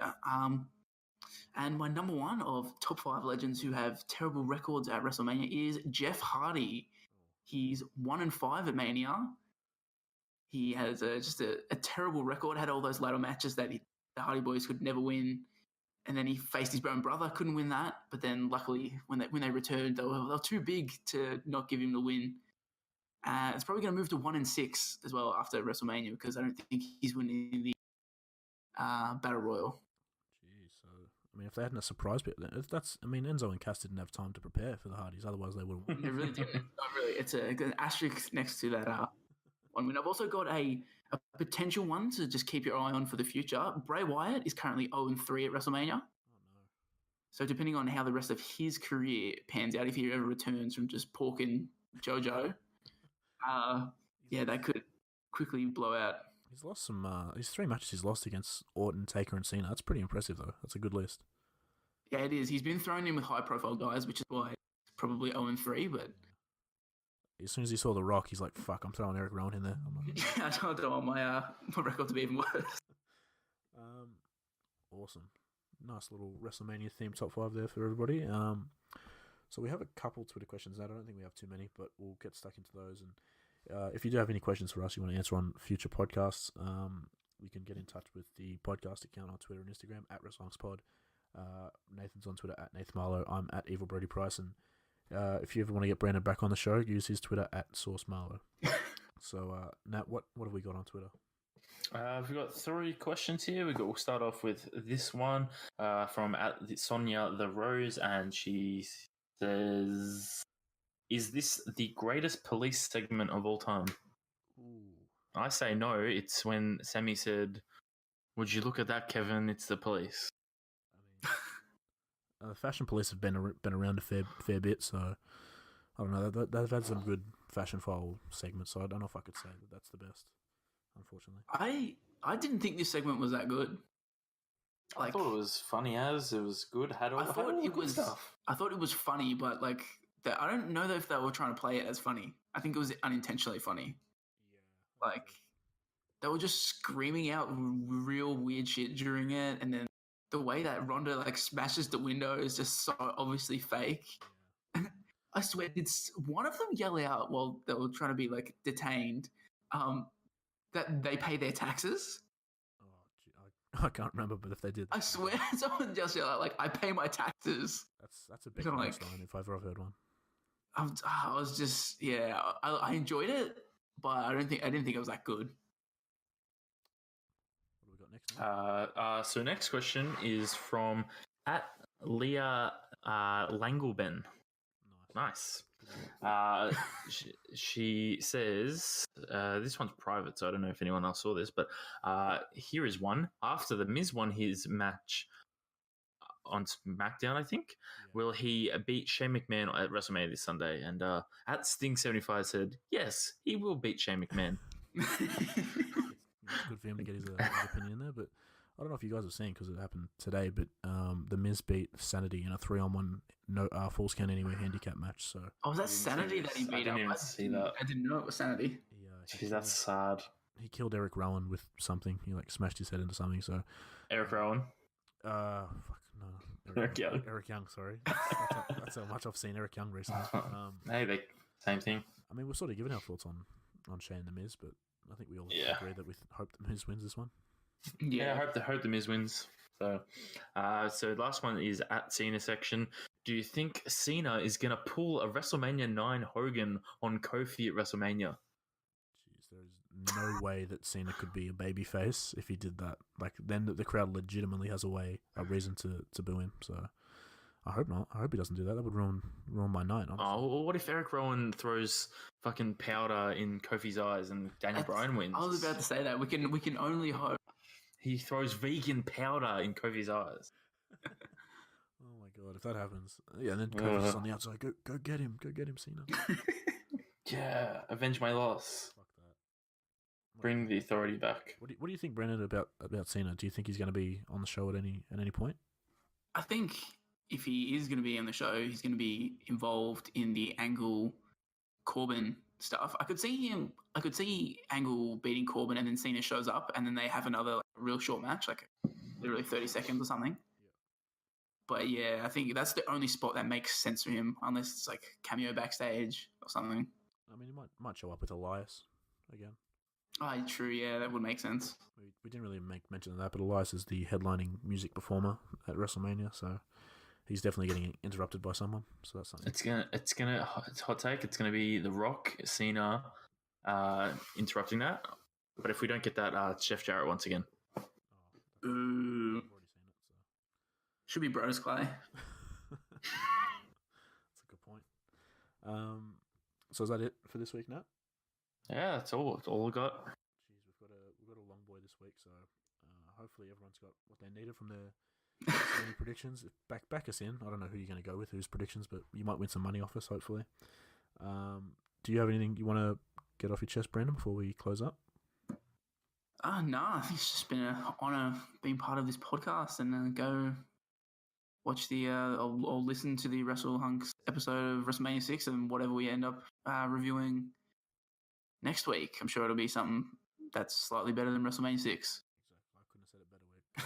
We're two Hall of Famers going in this weekend, Honky Tonk Man and Brutus, so there's plenty of hot takes about both of them, so go listen to that one. Nat, do you have anything you want to say before we close up? Oh, just like the Hulkster says, eat healthy, keep your dick protected, and stay helpful. I couldn't have said it better myself. Yeah, so make sure you go rate, subscribe, and share the podcast. You can find us on iTunes, Spotify, Stitcher, YouTube. Like Brandon said, we've got another podcast every week, so make sure you go listen to that. I always forget to plug that, but I'm sure everyone knows you're listening. It's the same thing, same podcast feed, so you'll be fine. My laptop's dying at the moment, so just let you know. No, I don't need you for this in bit, so that's fine. Yeah, go follow the podcast, like I said, on Twitter and Instagram at WrestleHunksPod. Brandon's on Twitter at SourceMilo, Nathan's on Twitter at NathMilo, and I'm on Twitter at EvilBrodyPrice. We'll be back next week reviewing all these great shows that have happened over the weekend, so look out for that, and until next week, stay hunky.